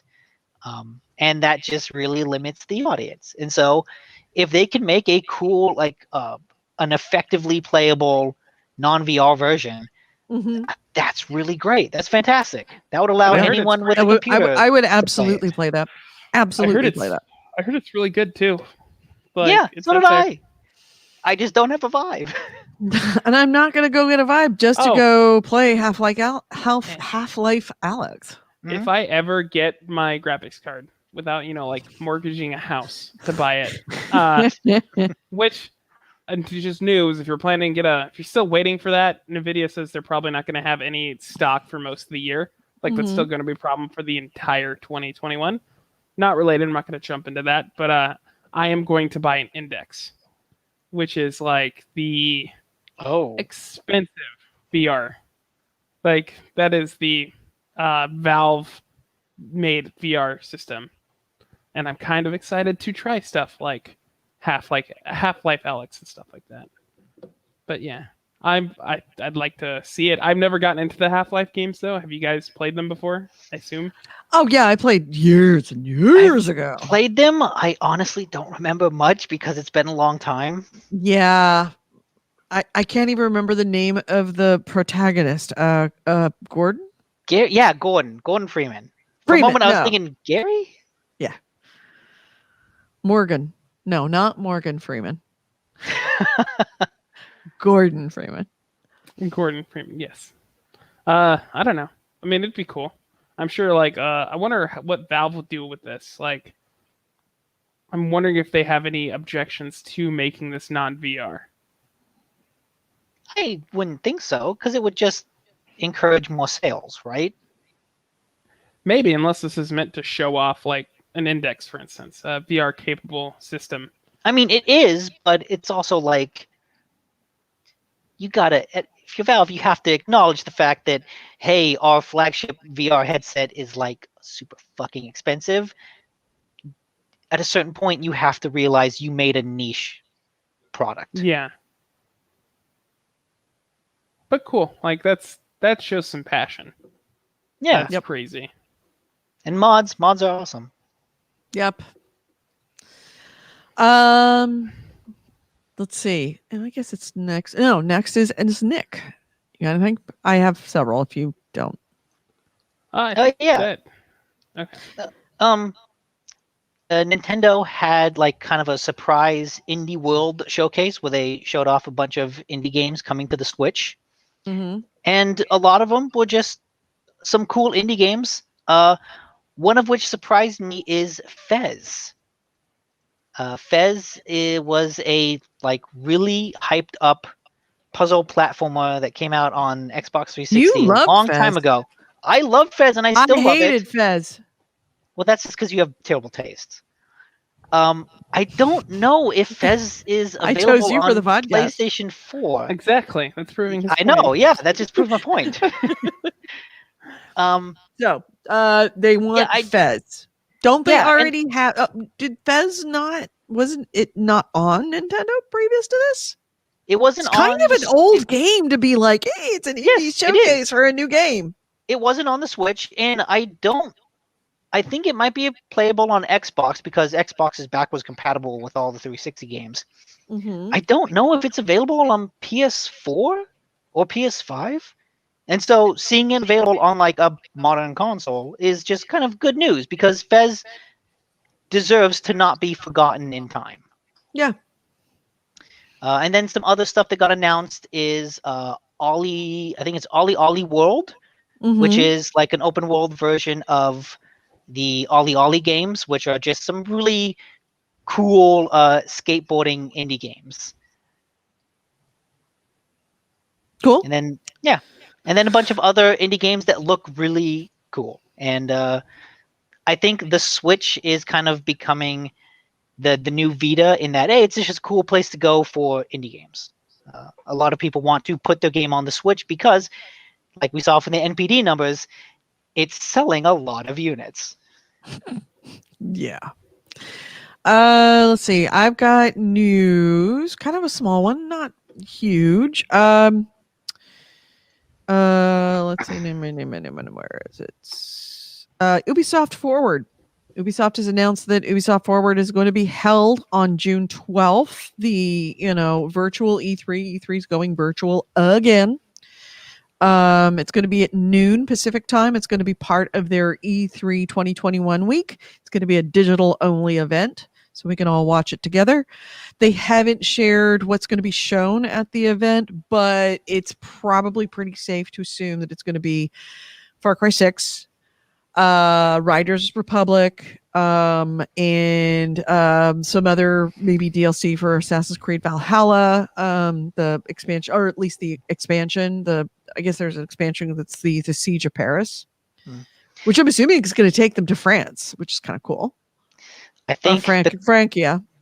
the biggest question, do you think they will show off Beyond Good and Evil 2 or that pirate game that was really awesome that I can't remember the name of? Skull and Bones? Yes, Skull and Bones.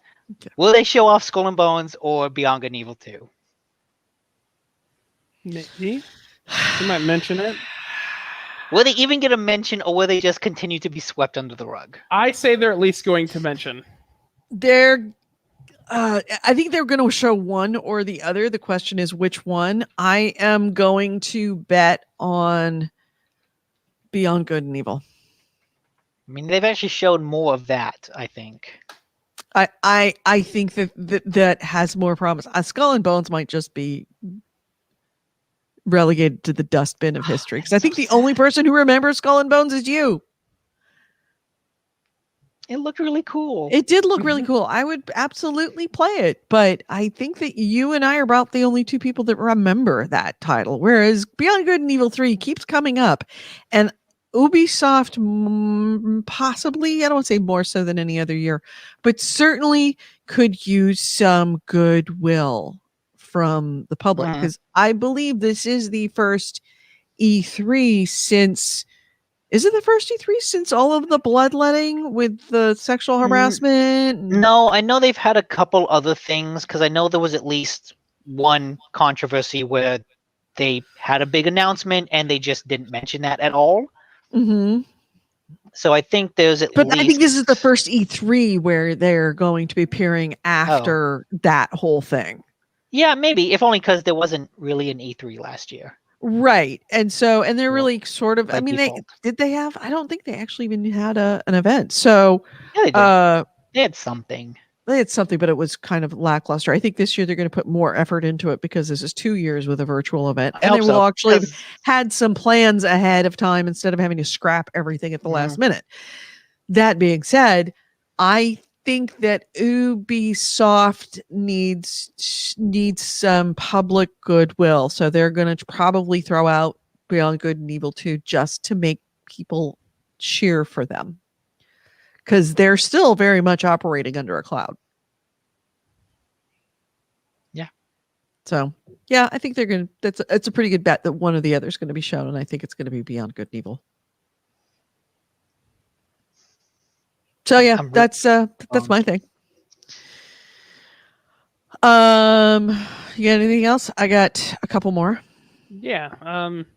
So if you're on iOS, and you use Discord, apparently Discord or iOS is going to block all not safe for work Discords. There it is. Apple's gotta be a bunch of prudes. Yes. So the reason for this is that Apple has very strict morality standards on their platform, where there's no adult content. And so I'm guessing in order to prevent Discord from being blocked altogether, Discord is going out of its way to mark servers that are not safe for work in their entirety. You can have a not safe for work section, but if that's what your primary Discord's about, or if you share content that's primarily 18 plus, you will be branded as a not safe for work Discord, and those will be prevented from being accessed on the iOS at all. I think that's a smart move on Discord's part. I think that's the best way to cut that baby in half. I don't know that I would not. Poor baby. Poor baby. I don't think that I would want iOS not to have its strict purity laws as far as knowing your content. And iOS, it's always been that way. That's one of the reasons why the iOS store is such a good store, that you're not going to find a lot of porn or stuff. You can pretty much trust it, because so many people essentially allow their children to be able to buy whatever they want on their iOS store. So if there was an adult only section of that, I think that would undermine the entire thing entirely for parents. And so I don't necessarily think that iOS is bad for having not wanting to have X-rated stuff in their store, and I think that Discord probably it's a really smart move on their part to just label it. I know this causes problems for a lot of people though, because like a lot of people use iOS to create content that's not safe for work, but that's kind of what they do. They have an audience for that, and this makes it really hard for them to function on this platform. Yeah, right. And it's difficult because it's not There like is that. they're being sold on the iOS storefront, right? This is not safe for work content, like kind of a couple layers down from being viewable on iOS. It's not a porn game being sold on the storefront like you'd see on Steam. It's a separate app with several user-created channels, some of which can have this content. Yeah. And that's kind of what happened with Tumblr back in the day before it got bought out. And now Tumblr is all but a shell, and no one cares about it. It really is. Like, it used to be super, like, in the public view, and, like, people took memes and all that stuff from it. Mm-hmm. Now I never see anything about Tumblr anymore. Like, at all. People have moved on. Yeah, you've got a point. I will amend that there's people that have legitimately created non-safe for work communities within Discord, and they are kind of deprived from being able to use iOS for doing that, which sucks. Yeah, I understand it. It's also just kind of one of those things that shows companies sort of outsized fear of porn. It's okay to get kids addicted to gambling through loot boxes. Loot boxes, not a problem. Don't let them see any naked people. No boobies. It's okay if we person abuse being them murdered, financially. But don't show anything sexual. It's no good. Mm-hmm. Good Lord, children, you were shot out of one of those, but you can't look at it. Mm-hmm. It's okay if you use your parents' credit card to put them into debt playing Fortnite. Well, no, not Fortnite. That's not on there. PUBG. But see, like, I mean, it's kind of hard because Discord has a certain amount of anonymity to other users. Like, obviously, it's not encrypted, so Discord can see everything and moderate their own content. But, like, if you make an 18-plus server, like, that is the intention of being for people who are adults. That community is still going to be shut down off of iOS or like banned from iOS, even though there's no kids allowed on the server in general. So like that still kind of sucks. Like, All right, so we are rolling into 4:30, so we're coming close to 2.5 hours on this show. Support sex workers, abso-freaking-lutely support sex workers. And there's the link for that. Is there anything else? I've still got stuff, but we can. I've got at least one more that I think's. I'm pretty much done. Yeah. Okay. Amazon. Apparently, Amazon was working on a Lord of the Rings MMO. I guess they had announced it back in 2019, but they have also said that it's now canceled. So, I guess this MMO was being developed by Amazon and a Chinese company. That Chinese company was purchased by Tencent in December of last year. And it seems like the disputes between Amazon and Tencent that emerged after that purchase, that is what led the game to be canceled. So like they had the game plan, they kind of had a developer. That developer got bought, and Amazon was not able to work out terms with their new owner. And so they have canceled the game.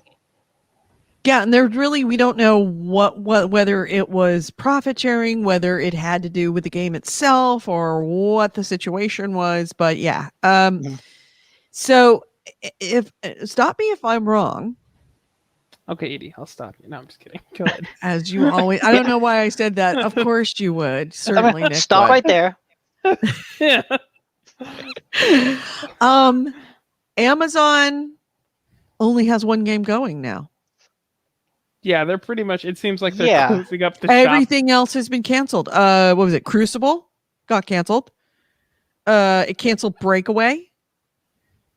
And then the Crucible got canceled. Which one was the one that they released and then they brought back to alpha and then they killed it? I think that think was that was- Crucible. Was it Yeah. Crucible? Yeah. They also have like the New Age. I forget. That's not The New right, World? but- I New think that's World. the That's one the that's only still one in they're development. working on. That's Yeah. the only thing, and it's like we're not sure if it's an MMO. I don't know if it's an MMO or I think if it is they- an MMO. It is an I think they've MMO. at least Oh, said that it's okay. an MMO. Yeah. I knew that it was an online multiplayer, but I didn't know if it was online multiplayer or an MMO. I think it's something that I've noticed with Google too is that these companies are like, we'll make a game. This isn't hard. Like everyone else is doing this, but I mean, it takes real talent and dedication to Yeah. see a game come like to fruition, and they're realizing that. And Amazon is the one where they hired that jackass who'd never worked to run the studio, who'd never run a studio before, who didn't listen to anybody that actually worked underneath him, who had worked for studios before, and he kept on chasing trends because they wanted to have like a 6-page document every time that they made any major decision on any game, like reason document. They were essentially trying to build a game the way they would build tech. And games are a creative process. It's like that's like trying to write a book by chasing trends on what's the most recent what's the big New York Times bestseller. Okay, write a book about that. All right, okay, now there's a new Times bestseller, write a book like that one. It kind of feels like the idea, like if you've ever talked about somebody creating a game, they're like, oh, I'm going to get in coding and I'm going to make a game. Like coding is the only thing to a game, where it's a largely creative endeavor. It's a largely artistic endeavor, down to like making character models and like set designs. Those are things that games need.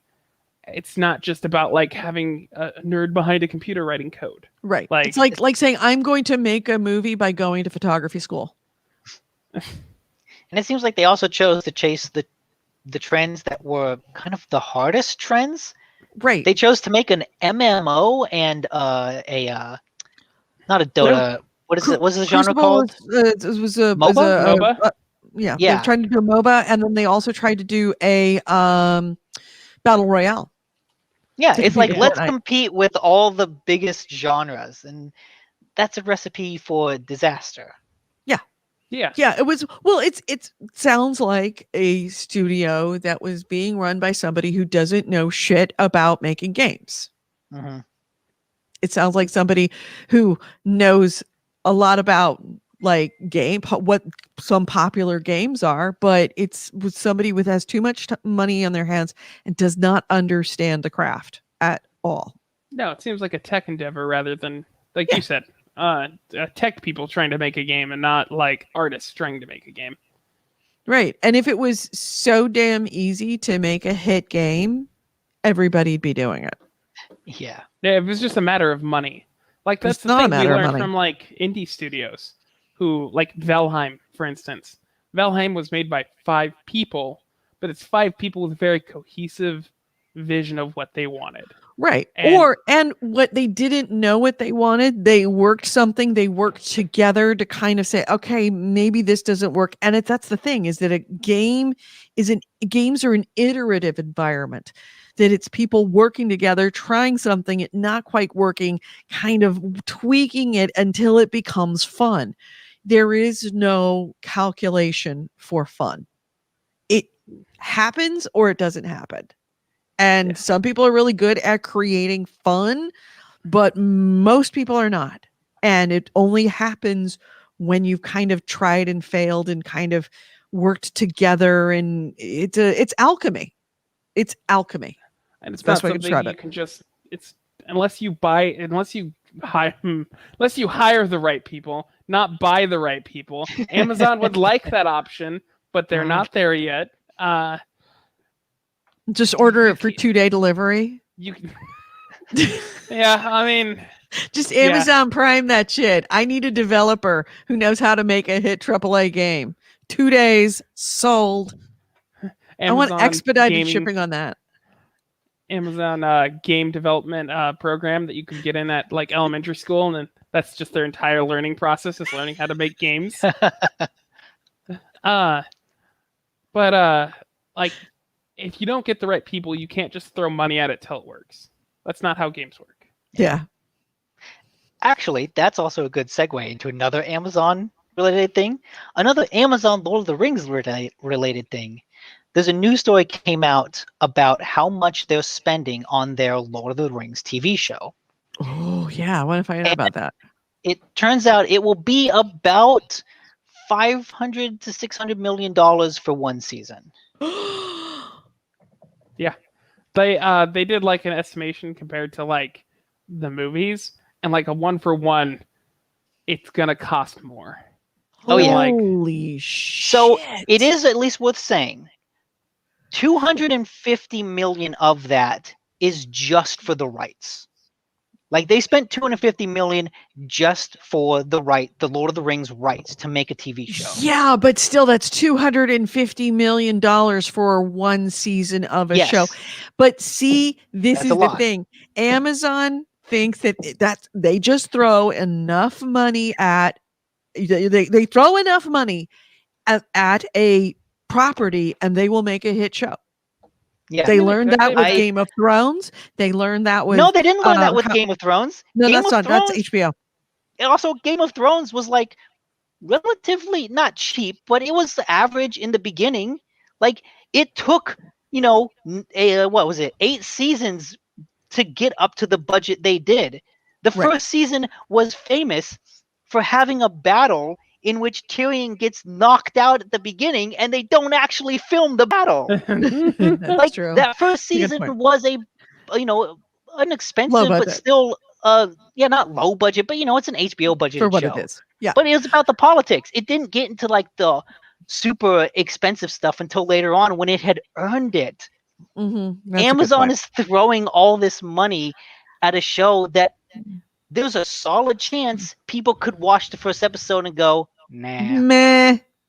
Like I don't know. This is easier than a game because you're working with a pre-established property, so you're gonna get a certain amount of viewer base anyways. Yeah. Also, if not that the whole production of making a show is easier than making a game, but They've been doing it longer. Yeah. People have been making good movies for a lot of years, so they know what works and know what doesn't. There's certain rules that not only that filmmakers use, and it can be trained in school to a certain extent, but there's also a shit ton of people, a shit ton of movie makers compared to game makers, small movie makers versus small game makers. There's a lot more people. It's got a lot of experience and history behind it to kind of work through, to kind of put the right, stuff in. Games are a new genre still. And it's still many times it's just an unknown quantity of like what's fun. Don't know yet. Maybe in another 50 years we will understand what's more verifiably fun. But not yet. Amazon has a movie studio, has a much better track record than Amazon has a game studio. Yeah, and they probably have real movie makers working at that studio, as opposed to some jackass that apparently is somebody's bro who was hired to run the studio. I feel like it's also worth saying, like, the Lord of the Rings series is not the Lord of the Rings story. They're not adapting that. They're like going way back in time to tell like a prequel. It's like their series is like takes place thousands of years before the actual Lord of the Rings story. They're just working within the universe. Yeah. I did not know that. I thought they were just trying to remake the series. I was actually going to say, what would be the point of that? Yes. If they were trying to do that, I think everyone would be laughing in their face because that's like one of the best adaptations ever. Right. I don't know. I'll watch it. Of course, I'll watch it. Yeah, I'll watch it. I want to see. What costs $500 million. Yeah, what does that buy you? Does that buy you success? We'll see. Does it buy you good writing? I hope so. Should.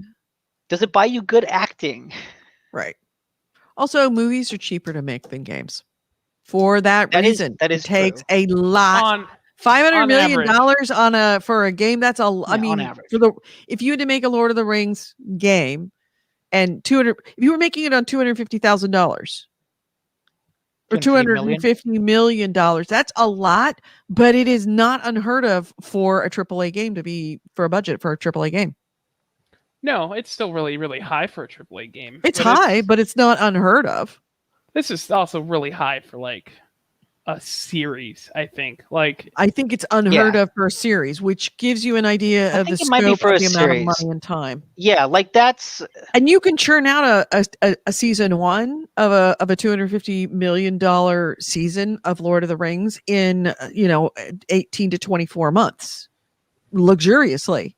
It could take you 5 to 7 years to make a game of that scope. If anything, that's the biggest challenge of games, is that they just take so much longer to make.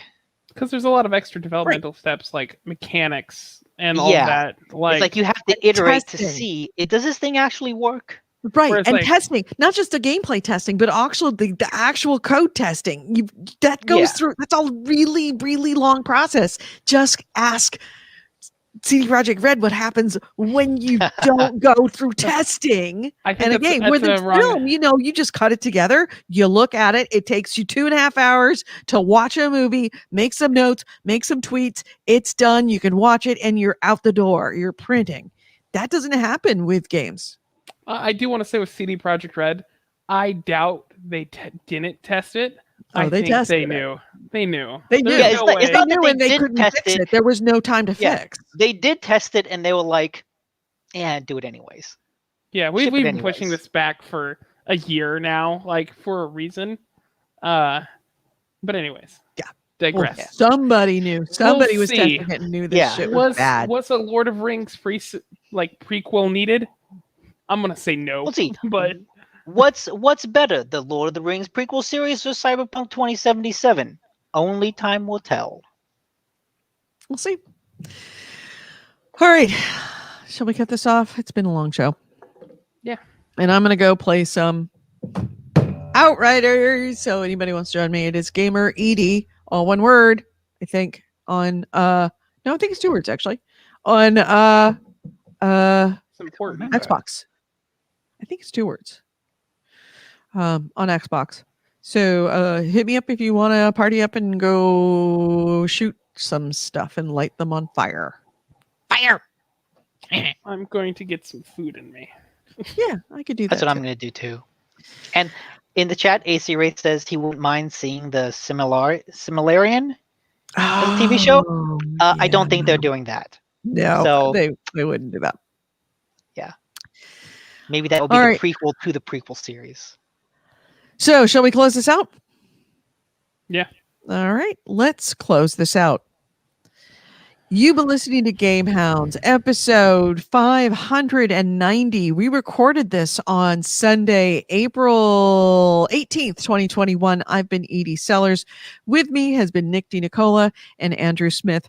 Ways to get a hold of us, gamehounds.net is the website, gamehounds@gmail.com is the email. We have a Patreon. Please don't forget that we are funded by you. Thank you to all of our fantastic patrons that make the video feed possible.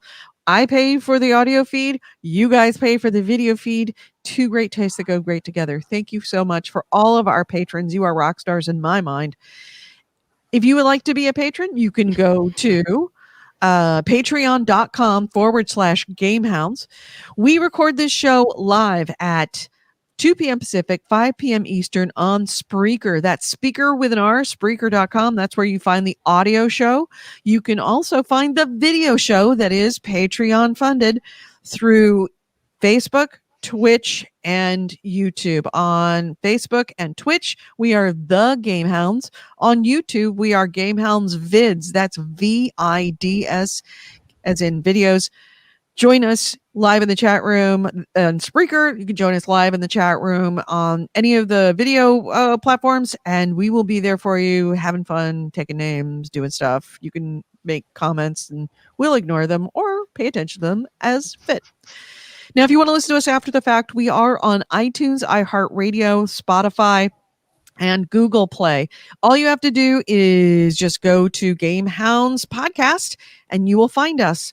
And if you do listen to us on iHeartRadio or on Spotify, iHeartRadio or iTunes, please, and Google Play, leave us, if there's anywhere that you could leave feedback, please leave us feedback. It does do a hell of a lot of good getting us more people to see us, to try us, hopefully to like us. And if you don't like us, let us know too, because that helps us make a better show for you. Thank you to everyone who was in the chat room, to AC Wraith, of course, providing all the links in the in all of the chats for absolutely everything we talked about. Blood Reaper, thank you for being such a stalwart in our Discord server. If you want more information about our Discord, you can find it in the comment section of any of these platforms. Nick, Andrew, have a great night, have a great week, and we will talk to you next week. Bye-bye, everyone.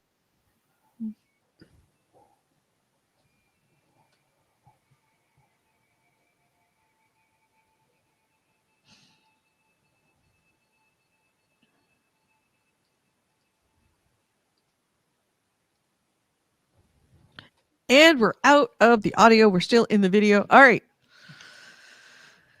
Time to go eat some food and light things on fire. I thought That's Nick what was I the do. pyromancer. Yeah, I that's what do it said. that. Don't What- take my shtick. Well, I mean, what's she gonna say? Control time? That's not as cool as lighting things on fire. Yeah, I'm going to go control time. I'm Go going slow to things down. go slow things down and make them weak and then shoot them in the head where they belong. So have a great week, everyone. Thank you for everyone in the chat room for being here. You guys were awesome. AC Wraith, again, thank you. And as far as your Bloomberg subscription is concerned, how long is that Bloomberg subscription? Is it a weekly, or is it like do you get 7 days for free or 30 days for free? Because if it's a reasonable amount, like 30 days for free, I may be able to help you out on that. Just saying. So yeah, have a great night, everyone. See you later. Bye. But What is Oh, Ultimate Fanta Boy? I guess she just dipped without I know, I guess she did. She's just like, I'm out. Whoops, I hit the wrong button. Oh, I hit the okay. wrong button. I hit the wrong button. All Can't right, wait see to you. get out of Try here. again. Talk to you next week. Bye, everyone.